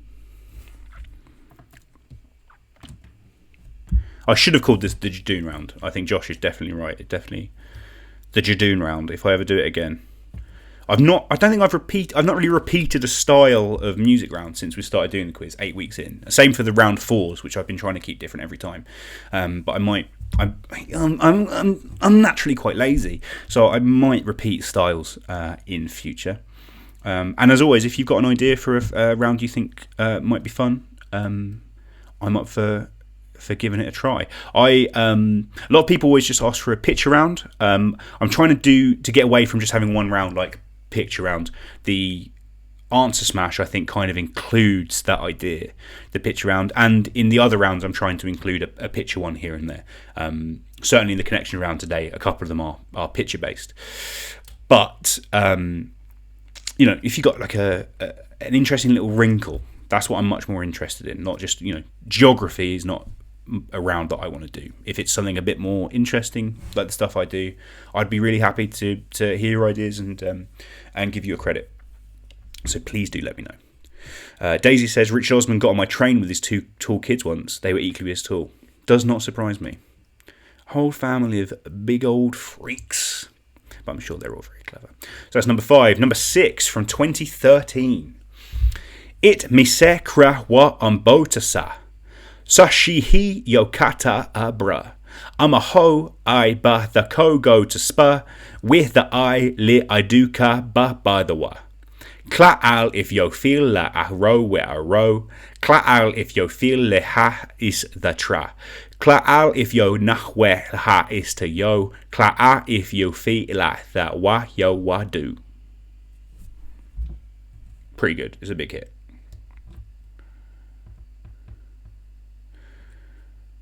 I got a heckle. Stacey says, Lawrence said you missed Cherno off the last line. I don't know which one, but I missed Cherno off the last line, so you deserve House of Games. Sorry, guys, you're not getting it. It's Richard Osman's House of Games, and that is final.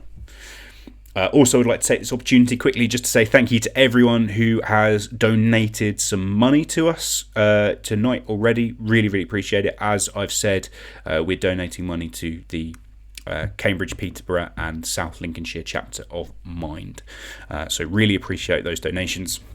If every team donated, £2 a person, £5 a team, something like that, I really appreciate it. I put effort into this every week to try and entertain you guys, and for us to try and give some money to charity and to pay out the prize money in return is really fantastic, and I really appreciate it. That is question number 6. Question number 7. From 1978. Yoma the no ne to fo do. I say Yoma Pio off the gra. I say Yoma Kayo in ni to the no ni to be un. Yoma the apply you ka go. I say Yoma wa yo sha on yo do.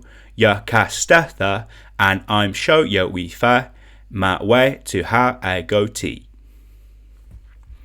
I feel like I'm edging towards John Agard's half-caste territory with the way that I'm saying this. A wonderful poem, I'm sure a lot of you remember from the AQA anthology, but required to be said in a Jamaican accent, and I feel like I'm stepping on those toes and being problematic. My apologies. Great poem though, a fantastic poem. Your boy John Agard. That one's quite fun. Recommendations for round. Luke Farrar says punchline's a good round. That is not a bad idea at all, Luke. I'm going to think about that. I remember doing a Christmas cracker punchline round once, which was really good. Rodri says any food drink rounds on the horizon. That's not a bad idea. If I can find a wrinkle in that, Rodri, I think that could be fun. Maybe listing recipes, something like that. If we can come up with something that's not just 10 questions on a thing, like that's not my vibe. Needs a different little bit of strategy. But really love your suggestions. Do keep them coming. That's question number 7. Question number 8. This song from 1997. I'm a bleh big ina fawo dr me up ma me t yo do yo ma do ro and ro fi the glee in p ki me he to me the hapa. Yo ka tu, yo ka pli. If yo sa am oyo, uo. I'm a BG in the bowo. Li I pli it fa. Yo ka br meha. Me ev im li is yo kr. Another hit. Smash hits all the way around the way.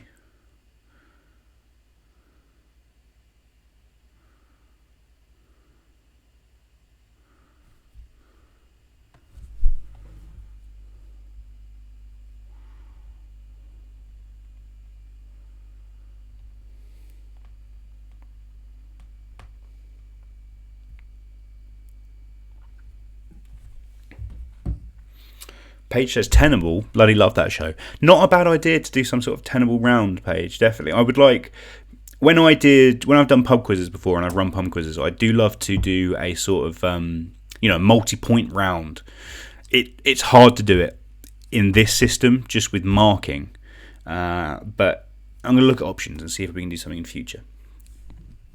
I love to reward depth of knowledge, like Pointless and Tenable do. It's great if you've got so many answers, and picking something obscure, harder to get is a satisfying experience, I think, and a good idea for a quiz. That's question number 8. Question number 9. 2 left in this round. This song from 1996. Fo ko ho. Ev set to nut the set it al be. The juke nut the so su. The en go the it all. Go bla it all. Bu aknut the kaple ka I re.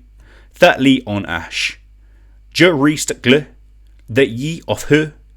Nest mit drew.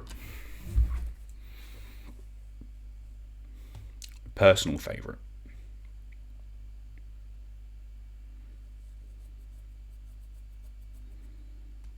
What is that song? Just need the song titles.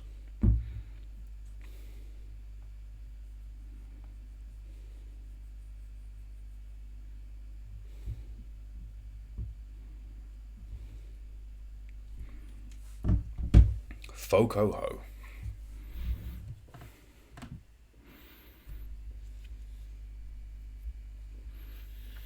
Vanda said, "This is my karaoke song." I assume you meant question 8 rather than question 9, which would probably be my karaoke song because it's my favourite song of all time.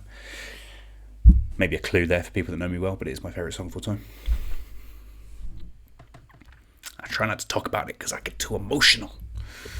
And question number 10 from 1997. Go en ro, ma yo ev gr in o he, yo we the gr the pla it, we li we to ap, yo ka u to uko, and yo wa to the in pa, no yo be to he, and the st sp u yo na, and it si to me yo li, la a ka in the we, ni fa we the su, we the ra si in. That song from 1997.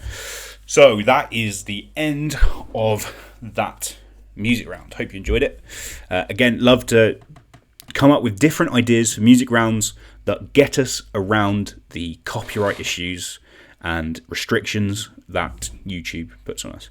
If you have any ideas, I would really appreciate it. I'm going to get, I think in future weeks, some much, much more talented musician friends than I to help me out and play some songs on instruments that aren't just my battered old acoustic guitar. But I will do another acoustic guitar round in future because I know people enjoyed that last time.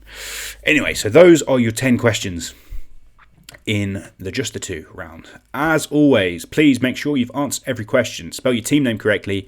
Press submit. Those will come through to me and Alice so we can mark them. I am going to put you on hold for a moment. I'm going to get a drink of water. We'll be back in, let's call it, until 2 minutes past. You've got 2 minutes past to submit your answers. So I'll see you in a second.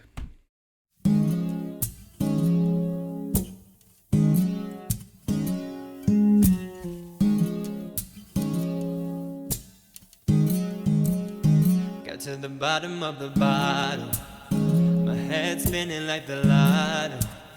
You know I'm trying to keep it subtle, just trying to drown my sorrows. So I take another shot now, try to wash all of this pain down. Everything's blurred, it's all the same now.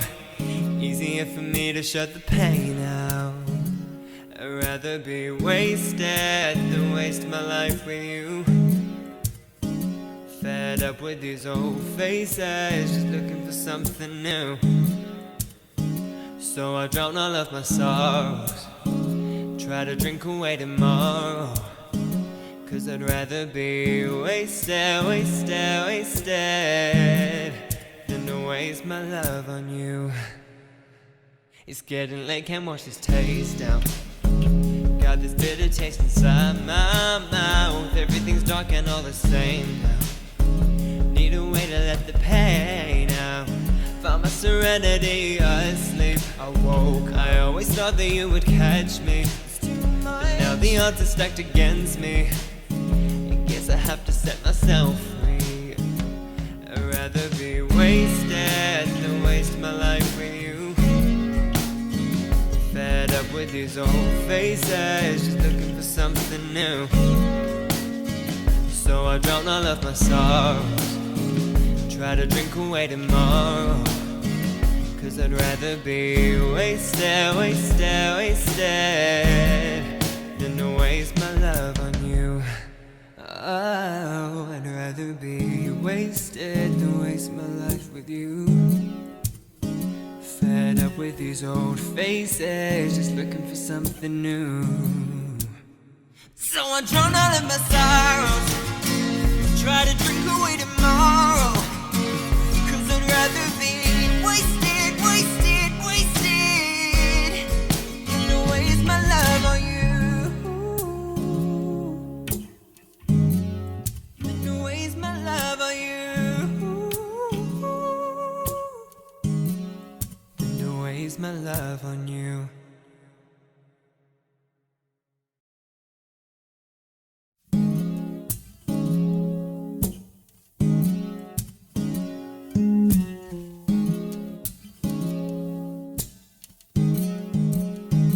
to the bottom of the bottle.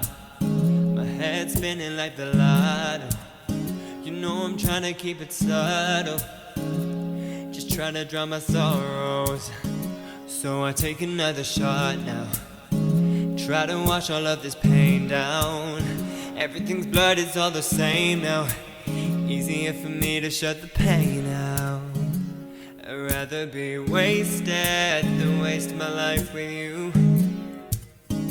Fed up with these old faces, just looking for something new. So I drown all of my sorrows, try to drink away tomorrow. 'Cause I'd rather be wasted, wasted, wasted than to waste my love on you. It's getting late, can't wash this taste down. Got this bitter taste inside my mouth. Everything's dark and all the same now.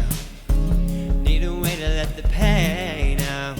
Found my serenity asleep. I woke, I always thought that you would catch me, but now the odds are stacked against me. I guess I have to set myself free. I'd rather be wasted than waste my life with you. Fed up with these old faces, just looking for something new. So I drown all of my sorrows, try to drink away tomorrow. 'Cause I'd rather be wasted, wasted, wasted than to waste my love on you. Oh, I'd rather be wasted than waste my life with you.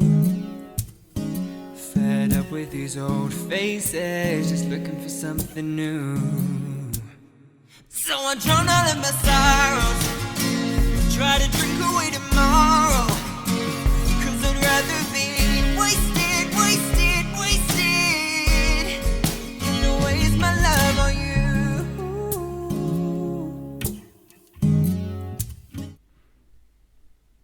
Hey, what's up? I'm back. Gave you an extra minute or so there. Hope that is okay. Jack says, Siri reading lyrics next week, please. Fantastic idea. I did think about that with these ones this week, just in case I accidentally gave it away with my reading. But I think that's a really, really fun idea. So I'll look into that in the future, definitely. Cam says, will you do us a pub quiz in Chef when this is all over? I would bloody love to. We'll see what option we've got. I do know the landlord at the Notty House, so hopefully I can get us in there, and we can all enjoy pies. God, I miss those pies. And Matt says, I like the sound of the guitar chords in that song, Getting Wasted. What's his name? If you mean the song that's playing in the gaps, Matt, his name is Adam Evans. There's links to his music in the bio. Anyway, let's mark this round. Answers pretty good from everyone, I think. I'm glad this worked. I was worried that maybe it would be a little too much, but it does seem to have worked out pretty well, and you've done well. A couple of issues with people have put the wrong name for the song, and I've been strict. We'll talk those through as we get there. Anyway, round number 3, the answers. Question number 1. On to the OC, though OC row. Of course, if you've got an eagle eye, you'll see that's 1, 2, 3 at the start. That might have given you a clue. So it should be 1 o'clock, 2 o'clock, 3 o'clock, rock, 4 o'clock, rock, etc. That is We're Gonna Rock Around the Clock by Bill Haley and his Comets. Full title is We're Gonna Rock in parentheses, but Rock Around the Clock, that's all you needed to have given to get the point. Rock Around the Clock by Bill Haley. Question number 2 from 1992, If I Should that bit, to be honest, the verse I can never remember, but the chorus there, and I will, oh yo yo, and I will always love you. I was being Partridge there. I could probably hit it in my range. Me and Whitney are very similar. Of course, that was I Will Always Love You by Whitney Houston. Her version that was the big seller in 1992. Written originally by Dolly Parton, of course, on the same day she wrote Jolene. And people say she's just a big pair of tits. That's from The Office. That's not my opinion. I do love The Office, though. Number 3, 1984. Do it where you are to go to it. I think this was quite an easy one. Relax. Don't do it when you want to go to it. That was Relax by Frankie Goes to Hollywood. A banger. banned by the BBC. Too sexy for everyone. And wonderfully used in the film Zoolander. Question number 4, also from 1984. What a year. What a year for music it must have been. It cheaty, da no need to be af. That repeated cheaty, probably your way into this one. That's it's Christmas time. There's no need to be afraid. At Christmas time, we let in light, we banish shade. That is Do They Know It's Christmas by Band-Aid. The song is called Do They Know It's Christmas. I'm only accepting Do They Know It's Christmas. Some people put Band-Aid, not giving that. That is, of course, the name of the artist. Some people put Feed the World. It's not called that. That is the repeated riff in the refrain towards the end in the chorus. But no, Do They Know It's Christmas is one of the best-selling singles of all time. So there's no excuses for not knowing the actual name there, I don't think. Mel. Question number 5. Name the song from 2004. I think unlike all the other songs in here, not a number 1, but just consistently sells forever for the last 16 years. Mostly because it's played every single night at every indie disco up and down this great nation.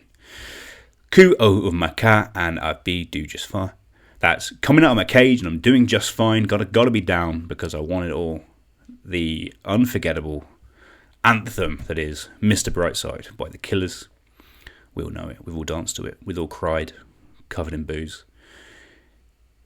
In Fez on a Friday night, singing it. Great days. Question number 6.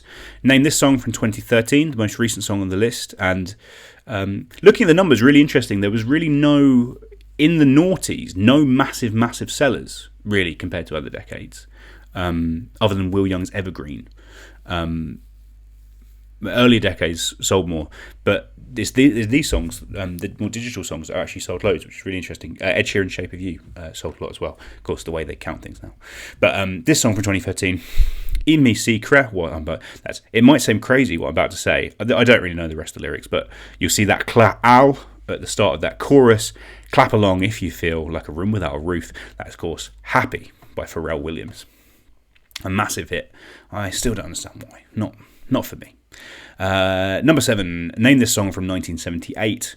Yoma. Though no need to if you do. I think that's quite like the original lyrics, actually. Young man, there's no need to feel down. One of the greatest pleasures of my entire life was seeing this band perform live, I think, at Festival 2011. A gorgeous late summer Saturday. The sun streaming in. These guys just doing it. Having a great time. It's the YMCA by the Village People. So YMCA is what we were looking for there. Question number 8. Name this song from 1997. Yoka to Yoka Pleur. That is, you can touch, you can play. If you say, I'm always yours. Ooh, I think I left a bit more in the first one. I needed a bit more space on this answer. But I'm a Bagger is I'm a Barbie girl in a Barbie world. It's Barbie Girl by Aqua.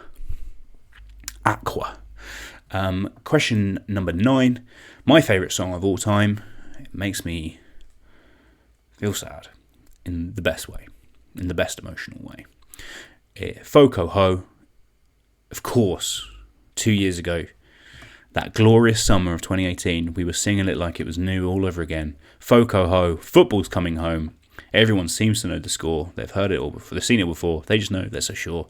England's going to throw it away, going to blow it away. But I know they can play because I remember. What a song. A potent, powerful song. Still remember my mum giving it to me. It was a Friday, walking down Church Walk in Keddington. She passed me that CD single. My life changed. What a day. So that was 3 Lines by Baddiel Skinner and the Lightning Seeds. Again, people put Football's Coming Home or other stuff. The song is called 3 Lines. That's the only answer I'm accepting. Question number 10, final one. Best-selling single in the UK of all time, this one, from 1997. Go En Row. Goodbye, England's Rose. The 1997 version of Candle in the Wind by Elton John. Candle in the Wind 97 is the name of the song. For this one, I will just accept Candle in the Wind. 97 is a little bit. So those are your 10 answers there. So that is us done for round 3.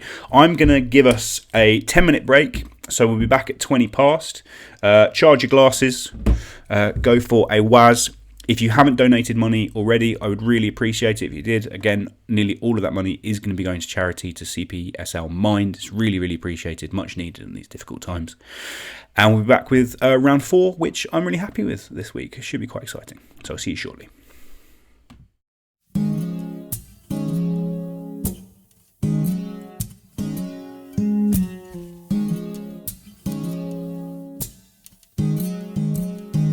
To the bottom of the bottle, my head spinning like the lotto.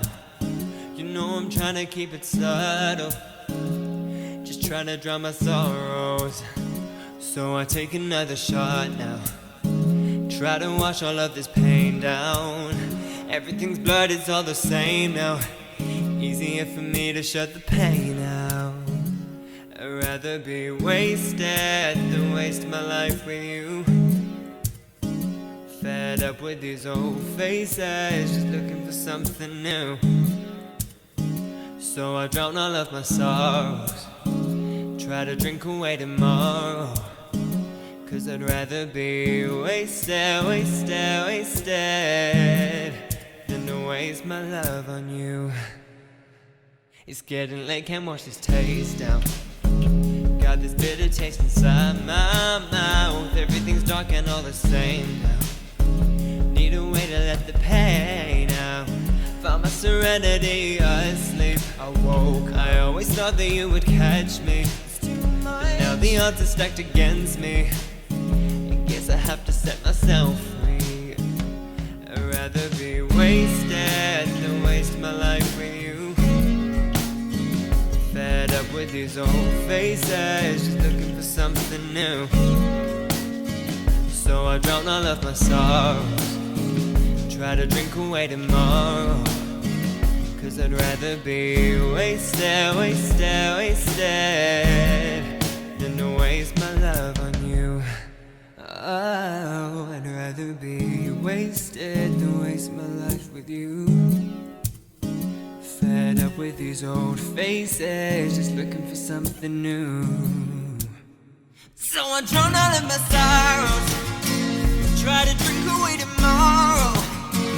Cause I'd rather be wasted, wasted, wasted than to waste my love on you. Than to waste my love on you. Than to waste my love on you.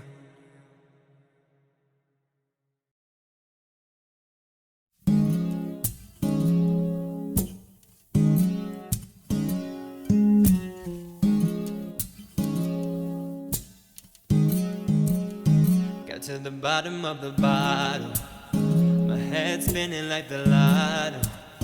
You know I'm trying to keep it subtle, just trying to drown my sorrows. So I take another shot now, try to wash all of this pain down. Everything's blurred, it's all the same now. Easier for me to shut the pain out. I'd rather be wasted than waste my life with you. Fed up with these old faces, just looking for something new. So I drown all of my sorrows, try to drink away tomorrow. Cause I'd rather be wasted, wasted, wasted than to waste my love on you. It's getting late, can't wash this taste down. Got this bitter taste inside my mouth. Everything's dark and all the same now. Need a way to let the pain out. Found my serenity asleep. I woke, I always thought that you would catch me, but now the odds are stacked against me. I guess I have to set myself free. I'd rather be wasted than waste my life with you. Fed up with these old faces, just looking for something new. So I drown all of my sorrows, try to drink away tomorrow. Cause I'd rather be wasted, wasted, wasted than to waste my love on you. Oh, I'd rather be wasted than waste my life with you. Fed up with with these old faces, just looking for something new. So I drown all of my sorrows, try to drink away tomorrow, 'cause I'd rather be wasted, wasted, wasted, than to waste my love on you, than to waste my love on you, Than to waste my love on you.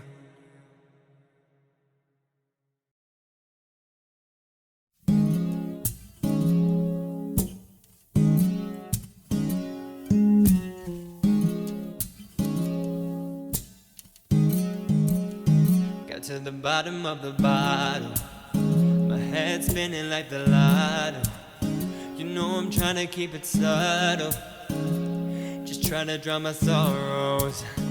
So I take another shot now, try to wash all of this pain down.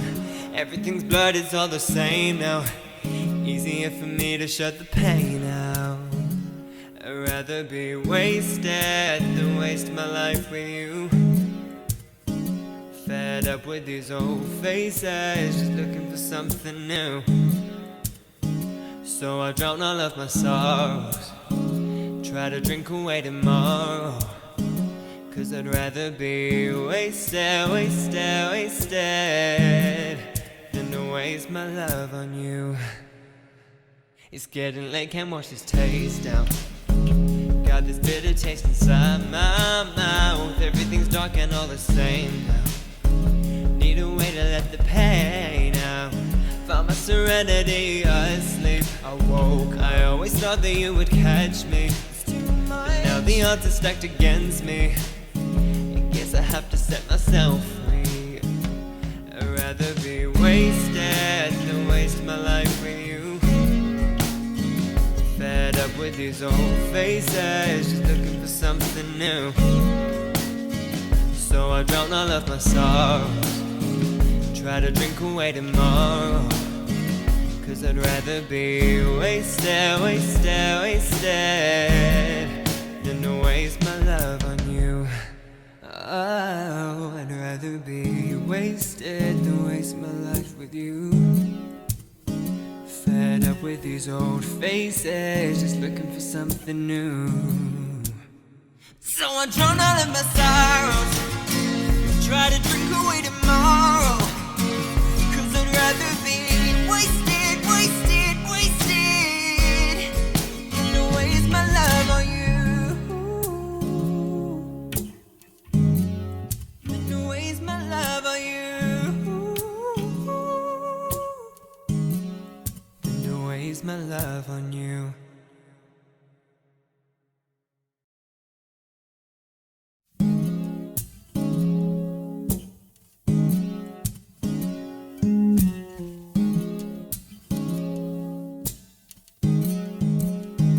To the bottom of the bottle, my head spinning like the lotto. You know I'm trying to keep it subtle.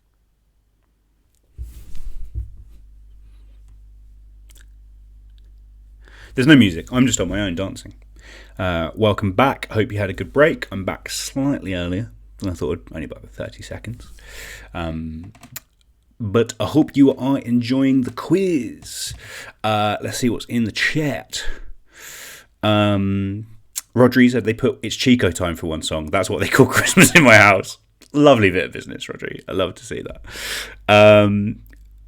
Hi to the message retracted crew. Always love to see those. Charles says football will come home one day.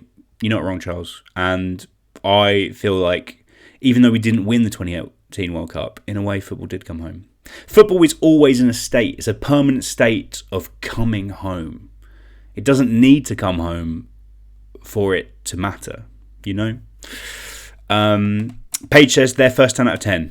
We're so happy. I'm absolutely delighted for that team. Big love for that team. Phil Weather says 3 lines on a shirt. Jules May still gleaming, Phil. Rodri, does the song Relax remind anyone else of Zoolander? God damn, it does. Rodri, I love it. Ben Taylor says, haha, yes, obey my dog. Obey my dog! Zoolander's a great film. I've not put that on my recommendations in the gap, but I would always recommend Zoolander. Not Zoolander 2 so much, but Zoolander, just one of the best. A real smash hit. But got a lot of great messages from people in the gap, which is nice. I'm glad you're all enjoying it, and some good ideas maybe for future quizzes, and a few more donations, which I love to see. So if you've not donated already, please do. As I've said before, we're donating to the Cambridge, Peterborough and South Lincolnshire chapter of Mind this week, and they could really do with that money. So thank you very much for your donations. Onwards to round number 4. As always, round number 4 is the round where I do something a little bit different, and this week I'm doing something I call timelines. How is this going to work? I'm going to give you 4 things, items, people, characters, events. They're going to be given A, B, C, D. I've used a randomizer, random.com, random.org. It's a very good website for randomizing. I use it a lot for this quiz, to try and put my questions in a random order. So I've put 4 events in a randomizer, or of things, and all you need to do is put them in the correct order, earliest to latest, always earliest to latest. Here is an example of how it will work.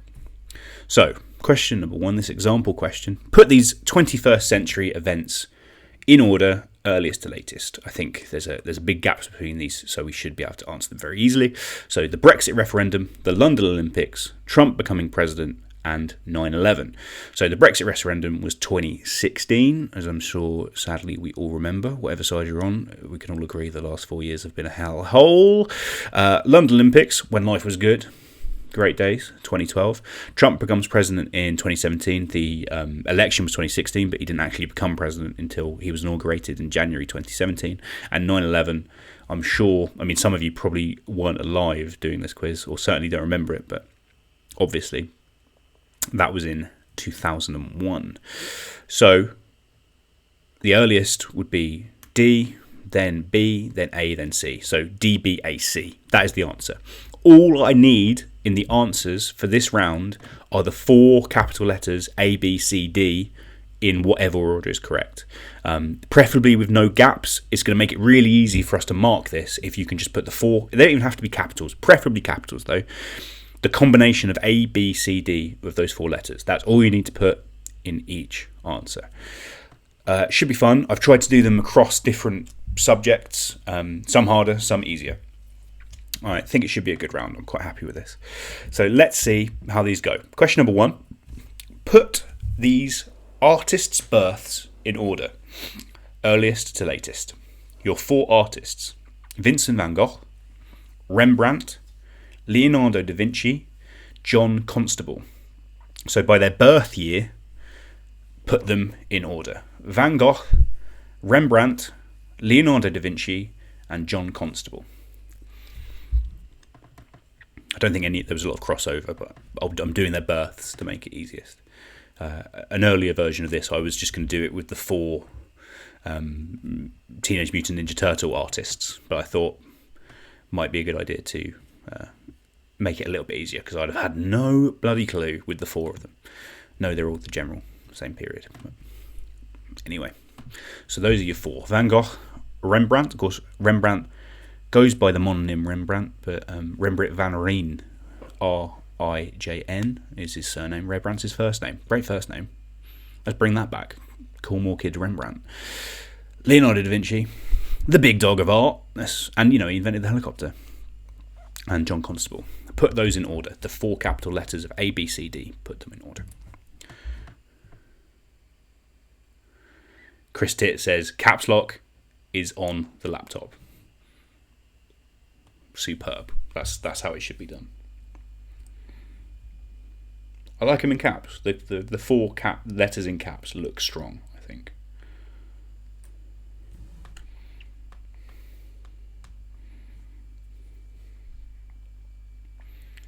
So that is question number 1. Question number 2. Order these Oscar winners, earliest to latest. These are all films that won Best Picture at the Oscars. Put them in order, earliest to latest. The Shape of Water, Parasite, Green Book, and Moonlight. The Shape of Water, Parasite, Green Book, Moonlight. Put those in order, the earliest to latest. Had a couple people request my Monzo details, just in case if you haven't got PayPal and you'd like to send me your money for the quiz via that way, you can. Please just send me a DM and I will send you my account information. I'm just doing that now.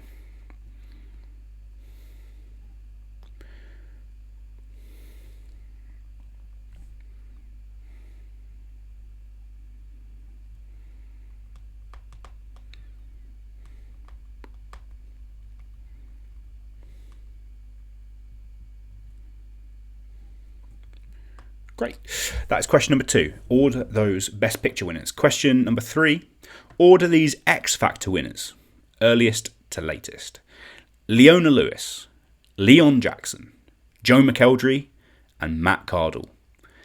Leona Lewis, Leon Jackson, Joe McElderry, Matt Cardle. Put those guys in order of the year that they won the X Factor.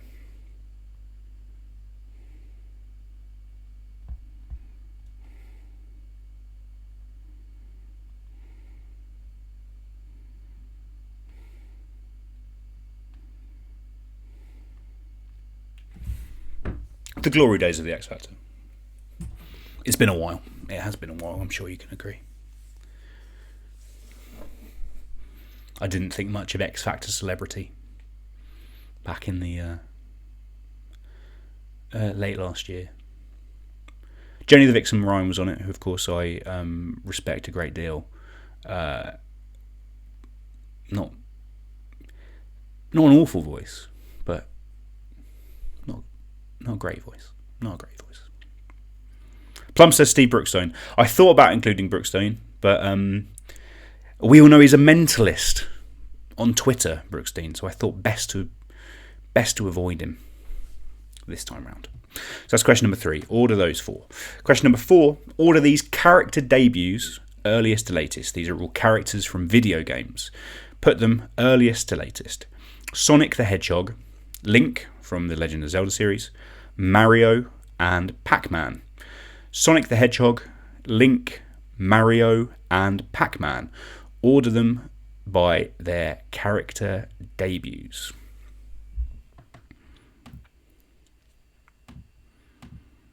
Some of the big names in games.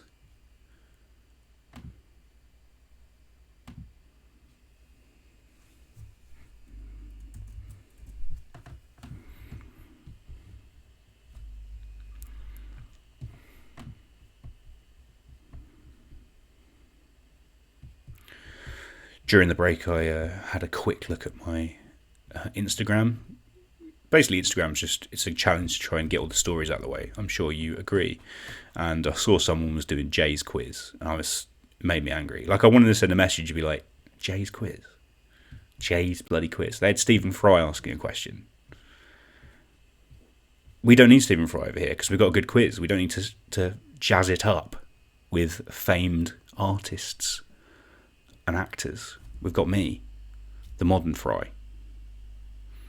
I'm not the modern Fry. I read a very weird conspiracy article about Stephen Fry once, and it really changed my opinion on the man. I'm sure it's not true, but still, it made me question him. That's number 4. So order these video game characters by their debuts, earliest to latest. Question number 5. Order these children's books by release, earliest to latest. Alice's Adventures in Wonderland, The Adventures of Pinocchio, Oliver Twist, and The Jungle Book.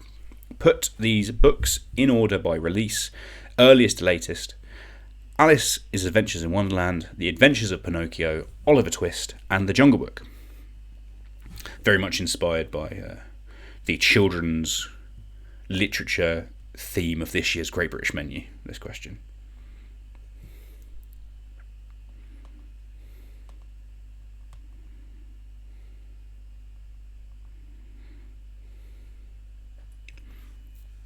Order these books by release. All All of them adapted by Disney. Oliver Twist as Oliver and Company, which is about cats, I think. No, it's about dogs. It's about animals. It's been a long time since I saw it. My apologies. But certainly, they've all been adapted in some form by Disney.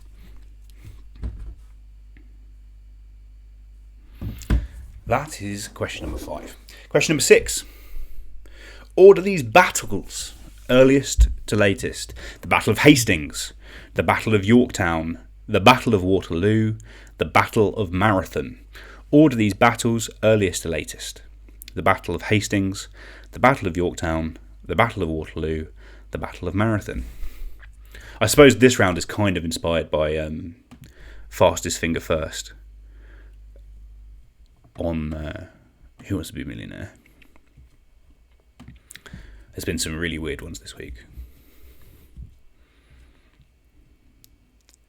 It really makes me sad when you watch it and like the question is put these in alphabetical order and there's 6 people, only one of them gets it right.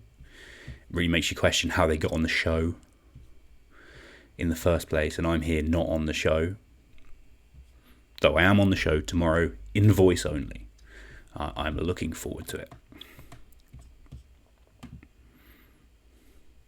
Adam says, slow down. Adam, get quicker, mate. It's not all on my, I want to be done by 10. You guys have to get quicker. Make notes. Have a notepad. You can always go back in the break when I'm giving you a few minutes. You can always skip back. I'm giving you a good bit of time on all of these. I think. Adam clearly doesn't think so. My apologies, Adam. You're doing a great job. So that's question number 6. On to question number 7. Order these players by Premier League debut, earliest to latest. Michael Owen, Wayne Rooney, Frank Lampard, Jermaine Defoe. I've added an E to Jermaine's name there. My apologies, Jermaine. I think he ends in an N. But order these players by Premier League debut, earliest latest. Those players are Michael Owen, Wayne Rooney, Frank Lampard, and Jermaine Defoe.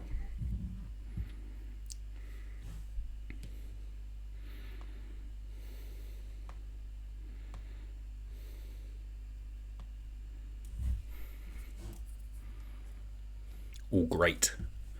All England legends.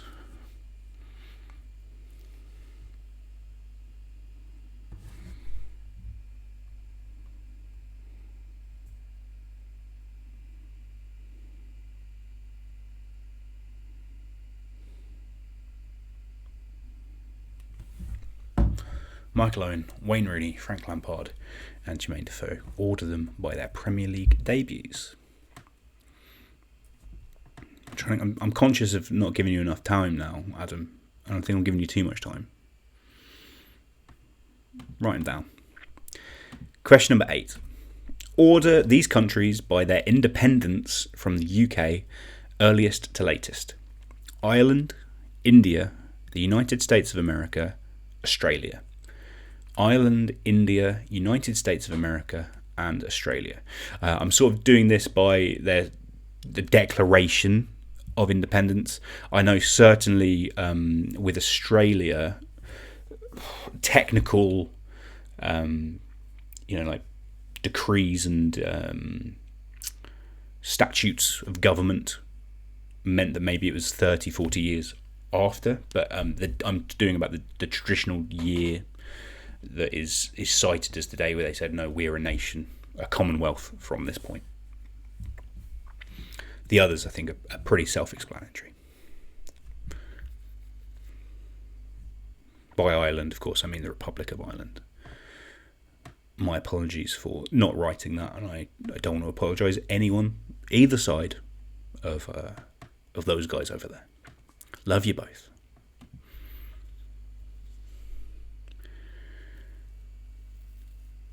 A couple questions in the chat. Rodri says, what was the conspiracy? Intrigued. I'll let you know later, Rodri. I don't want to air that in this.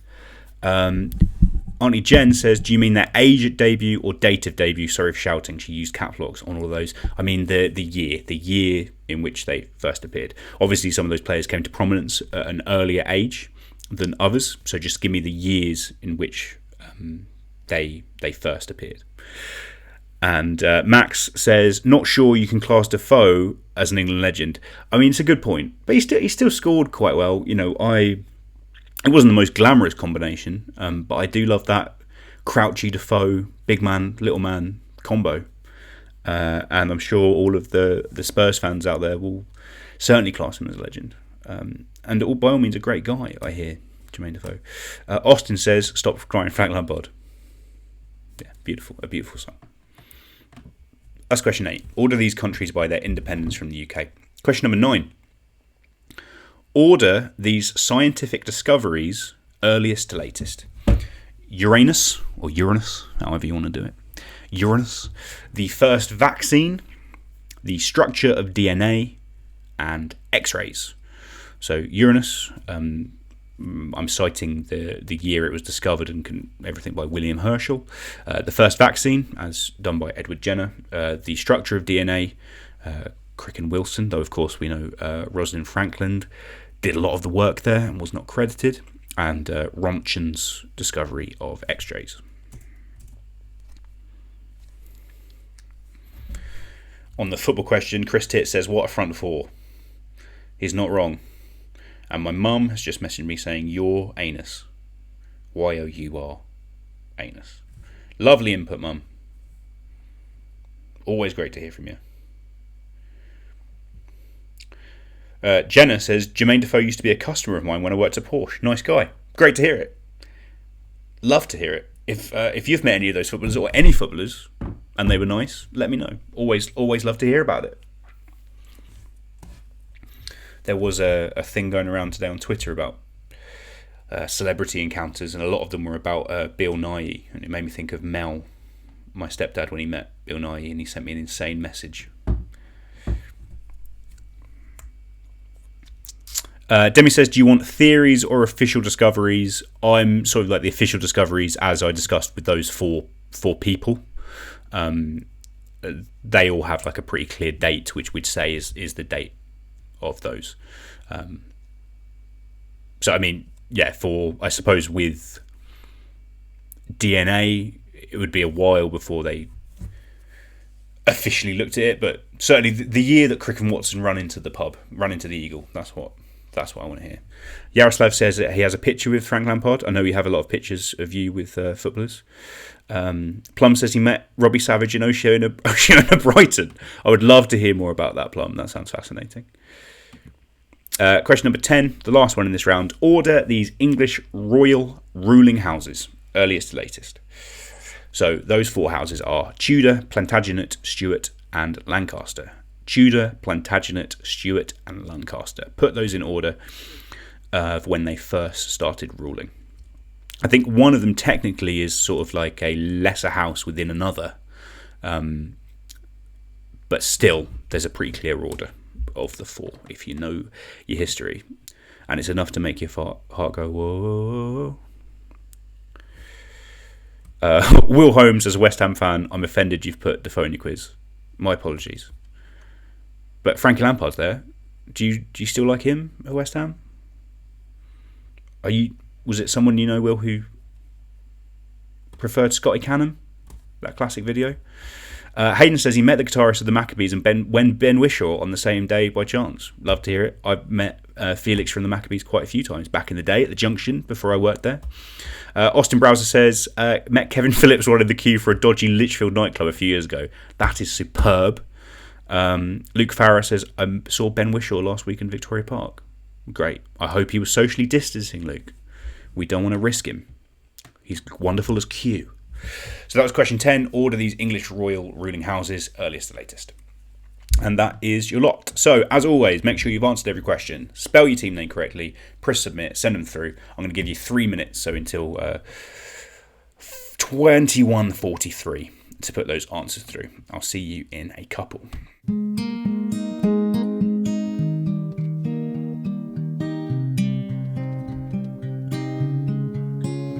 You're the one for me. Think anybody could see. You make my heart skip a beat. when I see you smiling, yeah. Promise I'll pick up the pieces when it hurts, for better or for worse. I'll give you every moment of my every night. I'll keep hold of your heart if you keep holding mine. My every second of my every day. What's mine is yours, isn't that what they say? Forever and always, forever and always. My heart beats only for you. There's nothing in this world that I wouldn't do for me to stay next to you after all we've been through. Promise I'll pick up the pieces when it hurts, for better or for worse. I'll give you every moment of my every night. I'll keep hold of your heart if you keep holding mine. My every second of my every day. What's mine is yours, isn't that what they say? Forever and always, forever and always, yeah. Promise I'll pick up the pieces when it hurts, for better or for worse. I'll give you every moment of my every night. Keep hold of your heart if you keep holding mine.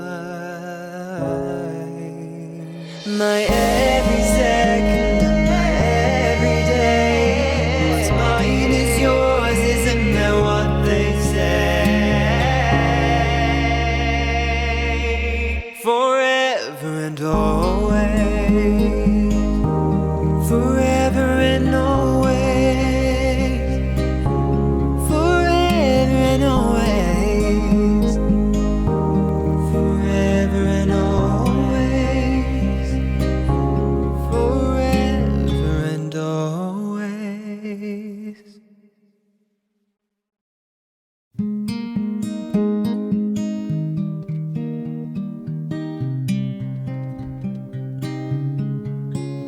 You're the one for me.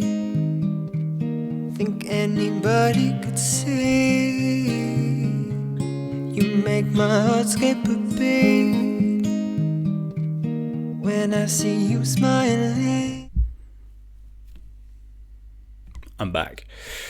I see pretty much everyone submitted. We're looking for about a quarter of you, which is great. Some more famous people chat in the group, which I'd love to see. I'm glad Will is forgiving me for mentioning Jermaine Defoe. He rightly points out Lampard didn't shush West Ham fans when he left. That's not right. Plum says he also met Joe Cole doing Jaegers in Sports Bar and Grill Farringdon. That's superb. Joey Cole seems like a bloody good lad. Josh Chalice says, I met Owen Hargreaves in the line of my local chip shop. Brilliant. Would love to hear more about that. Underrated Owen Hargreaves. Not a good pundit. His weird half-German voice doesn't work. Text message from Alfred. He says, what's great is that I could easily have scored 0 for that round. Great to hear. I'm sure you didn't, mate. I'm sure you got a couple.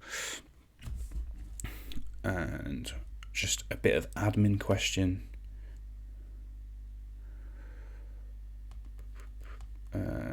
Sorry. There's sometimes admin happens, doesn't it, guys? I'm sure you'll forgive me. I think we're just looking for a couple more. Hurry up. Okay, we're there. Pretty good. Let's take a look at these, shall we? Where are we? So many buttons. Here we are. Timelines, the answers. Let's have a look at them. So, Order these artists' births earliest to latest. Van Gogh, Rembrandt, Da Vinci, Constable. Van Gogh around in the Renaissance. No, I was thinking of Da Vinci. Apologies, my mind's gone. Van Gogh around, obviously, the late 19th century. Was he Impressionist? I don't really know enough about art, to be honest. Feels like that was right. 1853. Rembrandt, the Dutch master. He was born in 1606. Da Vinci, he was definitely around in the Italian Renaissance, 1452. And John Constable, he was born in 1776, of course, from Suffolk. Represent the Hayway and all that stuff. So the correct answer in that round was C, B, D, A. 1452, 1606, 1776, 1853. We get it. Number 2. Order these Oscar winners earliest to latest. These, in fact, were the most recent 4 Oscar winners, so I thought this might be a little bit of a challenge, but I know that a lot of you guys out there are big film fans, so I'm sure that you did all right.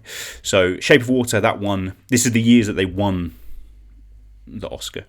And so 2017, Parasite was 2019. Obviously, it won the Oscar this year, but it was for the Oscars of that year, as it works. But the order remains the same regardless. Green Book, that was the year before, 2018 Oscars, and Moonlight, the furthest one away, 2016. So the correct answer was D-A-C-B. Number 3, order these X Factor winners earliest to latest. Leona Lewis won in 2006. She was the 3rd winner. Joe McElderry won in 2007. He was the 4th winner. Joe McElderry won in 2009. He was the 6th winner. Matt Cardle won in 2010. He was the 7th winner. The answer, just A, B, C, D. I thought, I didn't want to throw in an A, B, C, D, but then I thought, no, it'd be fun. And then the randomizer put them in that order. So, I couldn't do anything about it. I do what the randomizer says. But that one is just A, B, C, D. Question number 4, order these video game character debuts earliest to latest. First up, Sonic the Hedgehog in 1991. I think the first Sonic the Hedgehog game didn't come out until 92 or 93, but he made his first appearance in a Sega racing game in 1991 as a mascot hanging from the mirror in a car. But regardless, even if you didn't know that, he's actually the latest of these 4. Link first appeared in The Legend of Zelda in 1986. Mario first appeared under the name Jumpman in Donkey Kong in 1981. And Pac-Man just beat him, appearing in the first Pac-Man in 1980. So the correct answer there is D, C, B, A. So just backwards with the last one. Interestingly. Again, the randomizer did this. I just followed the randomizer. Question number 5. Order these children's books by release, earliest to latest. Alice's Inventions in Wonderland was released in 1865, of course, by Lewis Carroll. The Adventures of Pinocchio, 1886. Oliver Twist, 1838. Of course, in the Great British Menu at the moment, they keep referring to that as the earliest children's book. So anyone who's watching Great British Menu might have got that. And The Jungle Book, 1881. I'm sure there's some fans of Kipling out there who would have known that period. But definitely a trickier one, this question. So the correct answer is C, A, D, B. Oliver Twist, Alice, Jungle Book, Pinocchio. Question number 6. Order these battles earliest to latest. The Battle of Hastings, the Norman conquest of Britain, 1066. I'm sure you all knew that one. Maybe slightly harder, but not if you're a big fan of the musical Hamilton, as I know a few of you are. The Battle of Yorktown, 1781, part of the American War of Independence. The Battle of Waterloo, as famously mentioned in the song by ABBA, was 1815. And the Battle of Marathon, I know a few people might have found this the hardest one, but might remember, of course, this is what the marathon itself, the run is named for, was in 490 BC, so quite a bit earlier than the others. So the correct answer was D, A, B, C. Question number 7. Order these players by Premier League debut. This one, tricky. I don't think I'd have got this one. But let's see. This might be just to do with their relative ages and injury records, the way that we think about them. But let's take a look. So Michael Owen made his Premier League debut in 1997. Of course, went very quickly onto the scene, and by the World Cup the year after was scoring a goal for England, that famous goal against Argentina. Wayne Rooney, remember the name? Wayne Rooney. Wasn't his debut that he scored that goal against Arsenal on my 12th birthday in 2002, but he did make his debut a few months earlier. Frankie Lampard, Just because he looks useful, he actually he made his debut in 1906 when he was at West Ham under his uncle Harry Redknapp. And Jermaine Defoe didn't actually make his Premier League debut till the year 2000. So I think that's, of the questions, I think that's the hardest one, but I know there's some real football heads, stat heads out there that would have got that one. So the correct answer is CADB. Lampard, Owen, Defoe and Rooney. Question number 8. Order these countries by independence from the UK as I defined it earlier. Ireland, 1922, after the Irish Civil War / War of Independence. Michael Collins, of course, not the one who went into space, the one played by Liam Neeson in the film. Fascinating era. Really recommend reading about it. People do seem to be scarily ignorant on Ireland and the issues that have, over 100 years rattled around there, and definitely worth a read. India, 1947, the partition of India, very famous year. Of course, Gandhi would be shot later the next year, and it was in not the last series of Doctor Who, the series of Doctor Who before that, which is mostly how I know history. United States of America, 1776, 4th of July, 1776, of course. That one I hope you all got.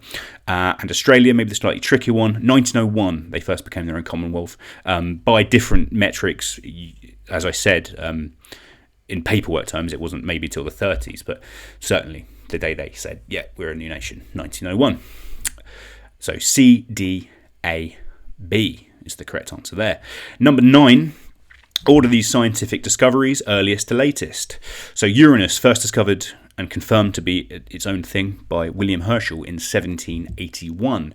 The first vaccine, which was of course against smallpox, using the scabs from someone who had cowpox, was in 1796, Dr. Edward Jenner. The structure of DNA, certainly that, aha moment. We've found it, Crick and Watson and their stuff they stole from Rosalind Franklin, 1953, as they ran into the Eagle in Cambridge. I'm sure everyone in Cambridge knows that. And X-rays, first discovered by William Röntgen in 1895. So the correct answer, A, B, D, C. Definitely a harder one there. I would have had no idea when the vaccine was.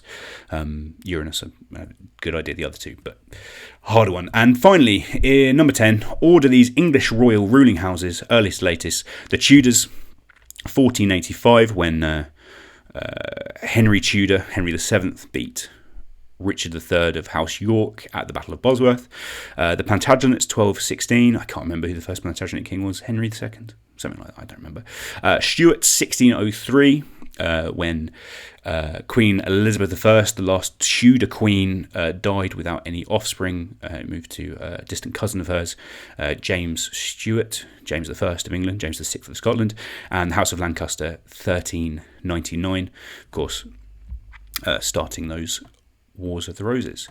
So the answers are B, D, A, C. Plantagenet, Lancaster, Tudor, Stuart. That is it. So we are going to now move on to the connections round. I do apologise that we're running later than we normally do. I don't know why. My apologies. In the chat, people saying it's a tough round. It was a tough round. I told you, obviously, with all the high point scoring last week, I needed to throw something in a little bit more difficult, and I have done that. I hope that's okay. We are running a little bit longer than we normally would. I apologise. I do like us to be done by 10, but it should go quickly from here. We'll see. So last round, connections round. As always, 10 questions. The first 9 questions are general knowledge questions of a variety of different subjects. However, all or part of the answers to those questions, sometimes words hidden in the questions, will come together to give you the answer to question number 10. What is the connection? If you get the connection, you'll get 6 points. So there's 15 points available in this round.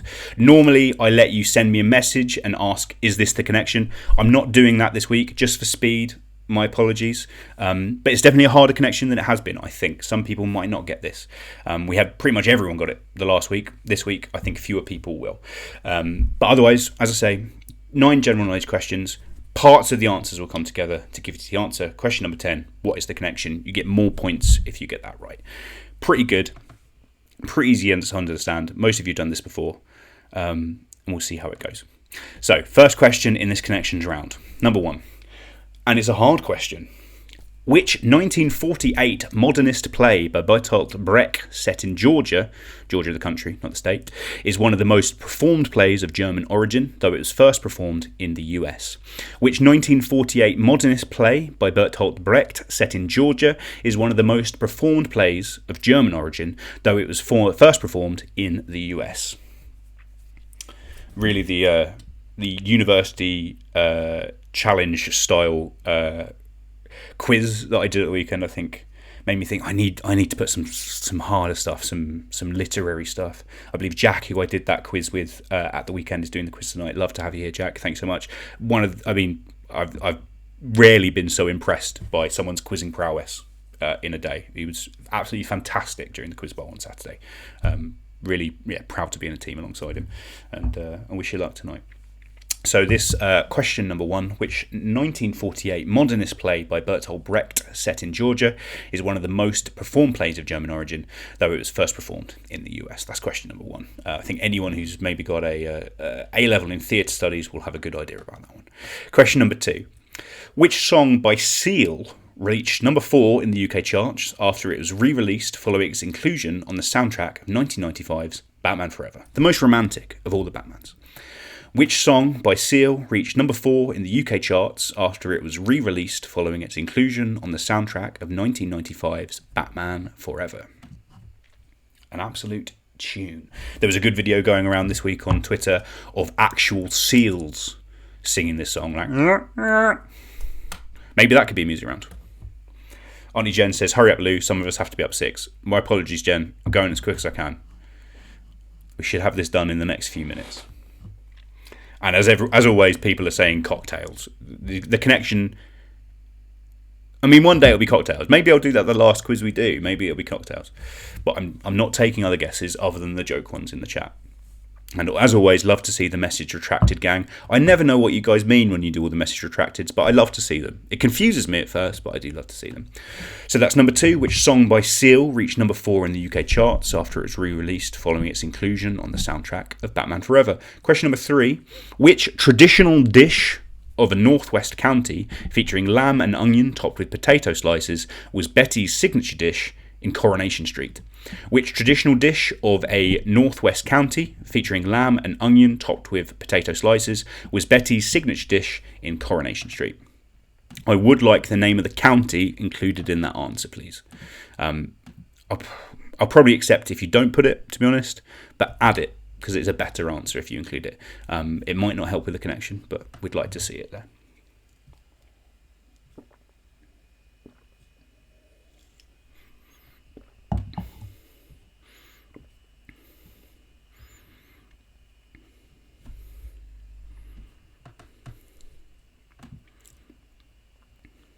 I feel very under pressure to get us finished quickly. But I hope you've enjoyed your time with me this evening regardless.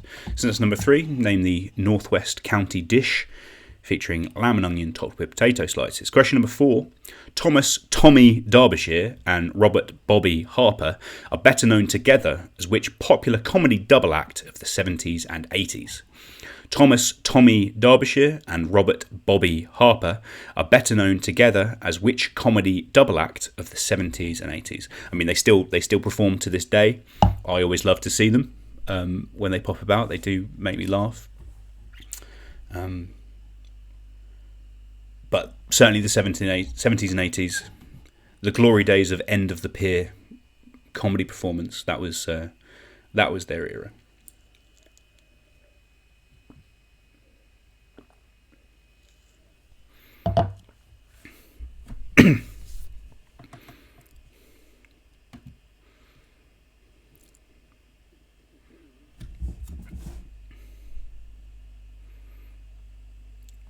Message from Leonie. We are enjoying every moment, mate. That's beautiful. Thanks, Leonie. Leonie and her team have written a quiz especially for me that hopefully we're going to do on Saturday, which I'm very much looking forward to. Very touched by that. I'm really glad to have had them on board every single week. They are very, very good. So that's number 4. Thomas Tommy Derbyshire and Robert Bobby Harper are better known together as which popular comedy double act in the 70s and 80s? Question number 5 in this round. A picture. For you guys that love the pictures, this toy. What was the alliterative name of this series of toys? What was the alliterative name of this series of toys?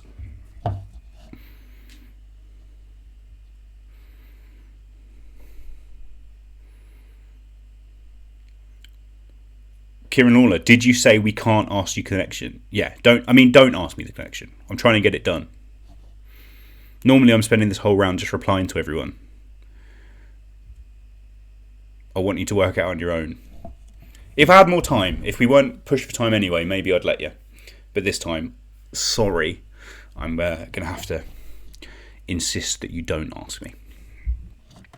That's question 5. What was the alliterative name of this series of toys? Question number 6. What word, literally meaning restructuring, was used by the USSR for their reformations in the late 80s that led to the end of the Cold War? And of course, later to the what's the word? Not destruction. What's like a destruction but less powerful? D something. I'm too tired. It stopped being the USSR. It started being Russia and other states again. I'm sure you remember. What word, literally meaning restructuring, was used by the USSR for their reformations in the late 80s that led to the end of the Cold War? They had another term which meant openness. I'm not looking for that one. I'm looking for the one that they used that meant restructuring. What word, literally meaning restructuring, was used by the USSR for their reformations in the late 80s that led to the end of the Cold War? Again, but anyone who's done a bit of Russia in A-level history, I'm sure you guys know. In the chat, Diego, a man we love to have in the chat and in the quiz every week, says this week's quiz was way too British-centric. Sad face. My apologies, Diego. I certainly with the connections round this week. Not the connections round. The answer smashes. Yeah, they were a little bit English-centric. I know you've got English people on your team, but yeah, I would love to make it a bit more international. I'll do better in future. Thank you for pointing out. Yaroslav says, do you want the answer in Russian or translated? Yaroslav put both, but certainly the word in English is going to be more useful to me and definitely more useful for you in terms of trying to find that connection. That was question number 6. Question number 7. Which superhero regularly faces off against villains such as Rhino, Scorpion, the Vulture, and Dr. Octopus? Which superhero regularly faces off against villains such as Rhino, Scorpion, the Vulture, and Dr. Octopus? Or Doc Ock, as he often goes by.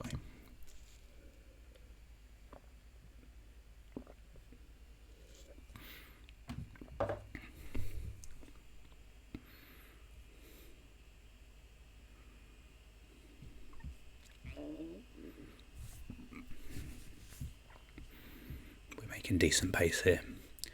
Again, my apologies for us running over.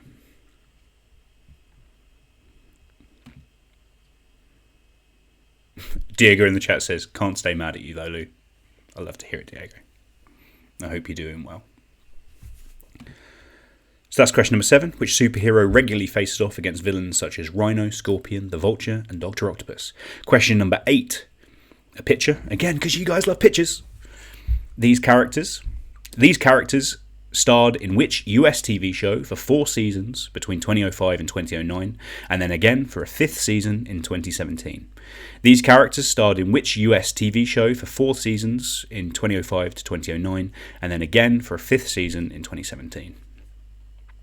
Not a show I ever watched. Callum Burgess did lend me his DVD box set of season 1. I don't think I ever really watched it. My apologies.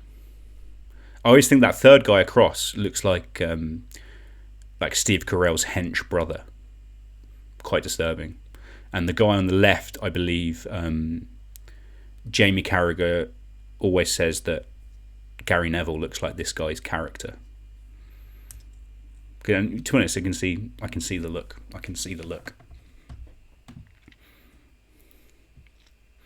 that's question number 8. These characters starred in which US TV show for 4 seasons between 2005 and 2009, and then again for a 5th series in 2017.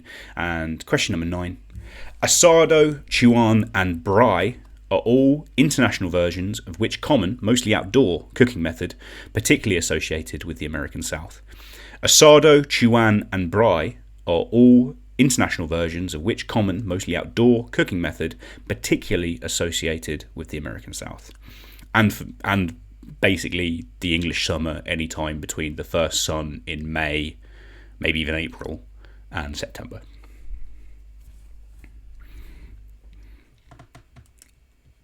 It's a simple one word. You've all heard it. You've all done it.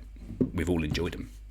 Some people too much. Some people go crazy for this, like it's the best. It's pretty good, but is it the best thing in the world? I don't know. Maybe not. Asado, Chuan, and Brai are, and I've done the accent there, Brai are international versions of which common, mostly outdoor cooking method associated particularly with the American South. So if you take all or part of the answers to the questions that you've got there, you'll see a pattern, you'll see a connection, and that will give you the answer to question number 10. What is the connection? If you get that connection correct, you will get 6 points for that. And as I said, it's definitely harder this week, harder than it has been in other weeks. I thought you guys needed a challenge because you've been too damn good. So I'm going to give you 3 minutes until 10 past to get me those connections in. Make sure you spell your team name correctly. Make a guess. If you've worked the connection out and you've got some gaps, make a guess. Feature something else that could be with that connection. Press submit. Give you a couple minutes. I'll be right back with you.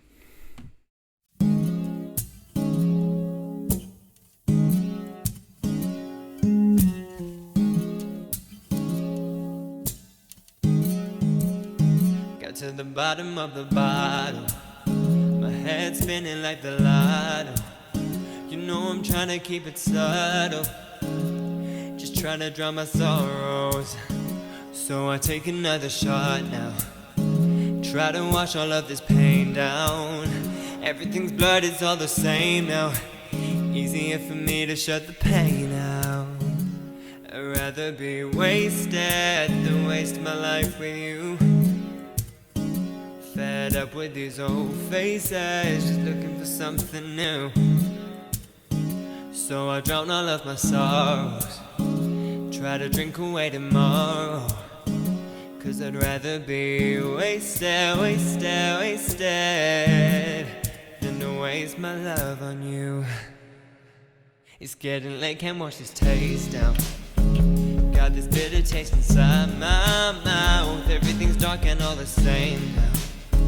Need a way to let the pain out.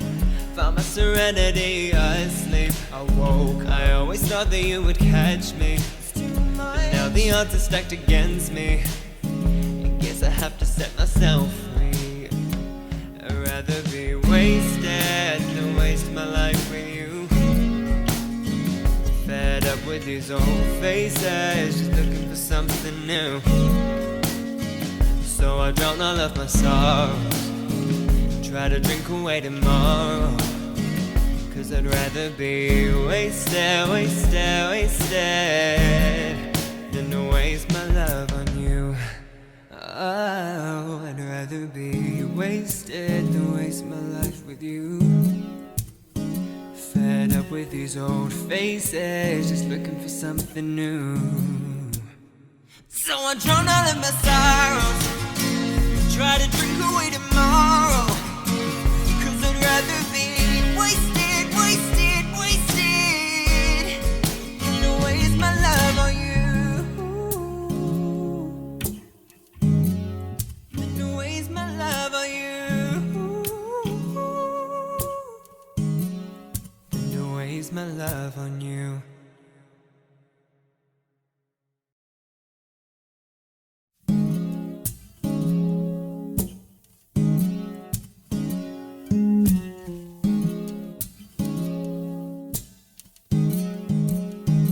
To the bottom of the bottle, my head spinning like the lotto. You know I'm trying to keep it subtle, just trying to drown my sorrows. So Hey, I'm back. Got about 25 left to get in, so hurry them up, get them in. I see no more in the chat. Everyone's obviously just doing the job. Josh says, now Lewis, but I don't know what he means. Sorry, Josh. Get those in. Some good answers, though, guys. Like, some really, really good answers. That first question, particularly, I know is a hard one. And a good chunk of people have got it. And then people that haven't got it have made really good guesses, which is, like, always just so good to see. You know, that's... I always say, like, good quizzing is about 20% knowing stuff, for sure. 80% being able to make a good guess. Having a good vibe for your idea and going that way, discounting other options for whatever reasons, hinting towards something. That's like so much of good quizzing.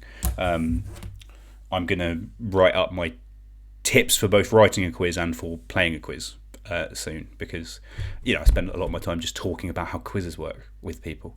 I lack a quiz. I hope you agree that none of the other ones are as good as mine, but, you know, still. But yeah, good answers everywhere. Really, really, really, really good to see. And mostly, as always, just hope you guys have had fun. That's what it's all about. As Mum says, challenging one, Lou. I hope so. It was supposed to be a challenge, Mum. You guys have been too damn good. And I thought I'd give you something with a little bit more difficulty. So those last few answers are coming in. I think we've got 5 or 6 teams to come. And they're quickly rolling in. And people are hit and miss on the connect. Mostly, a lot of people are getting the connection. Again, really, really impressive. You might notice also that towards the end, I make the connection a bit more obvious. So it shouldn't be too much of a leap here.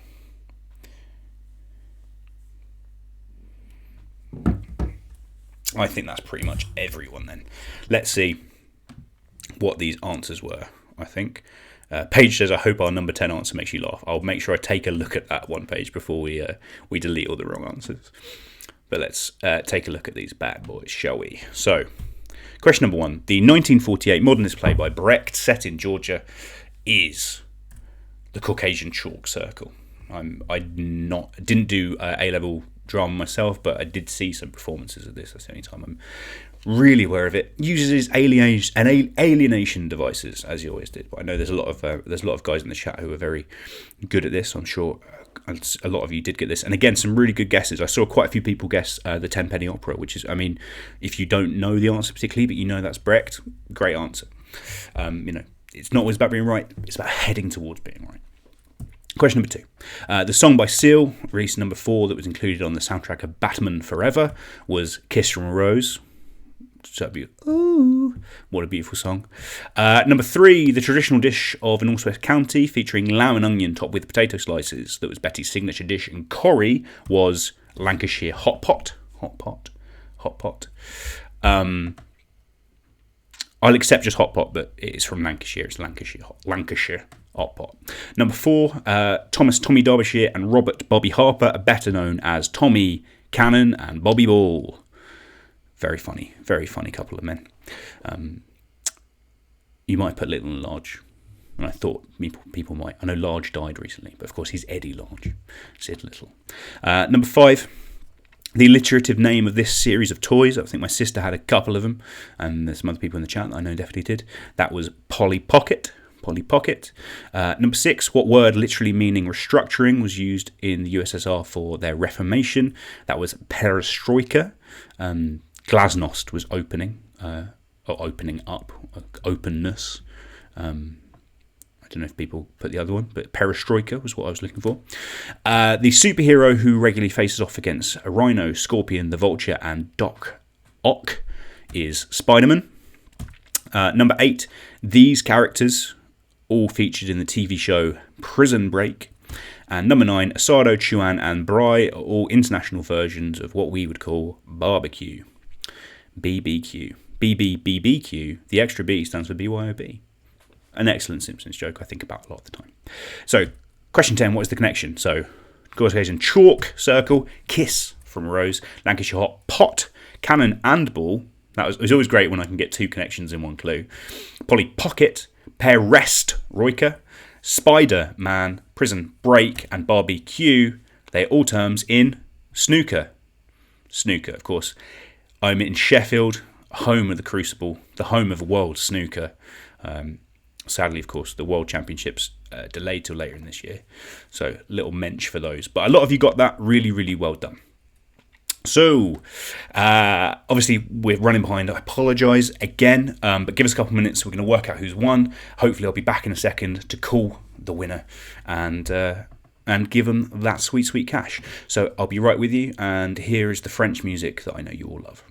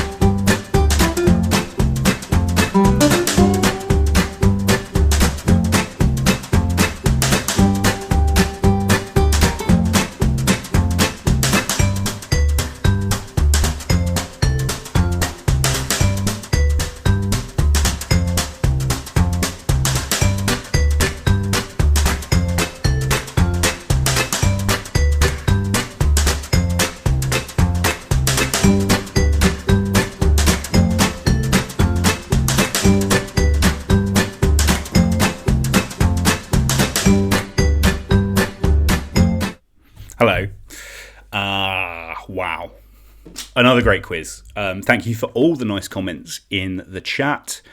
People really enjoyed it, which I always bloody love to see. Okay, so what has happened? What has bloody happened? There is a tie. There is a tie. As happened last time, in a tie situation, we're going to have to do a tie break. We're going to do a head-to-head tie break, just like we did last time. And I'm not going to do that on this live chat. I'm aware that I'm already keeping people up late. So I apologise to you guys. I am going to call the two teams that are tied joint first. So the max score this week was 60, and there are two teams that have scored 56. Those teams are Minty Chocolate Biscuit, captain, or Minty Chocolate Harun, as they are now, Cam Telford, and Pop and Lockdown, captained by Izzy Ryder. 56 points each. Well done to both of you. I'm going to call you and arrange with you a recording of a video on Zoom, as we did last time, so we can find out who is this week's winner. So keep in touch. Keep looking at the chat on the Facebook group. If you've not added me on Facebook, facebook.com/recklessrapid, you can find me there.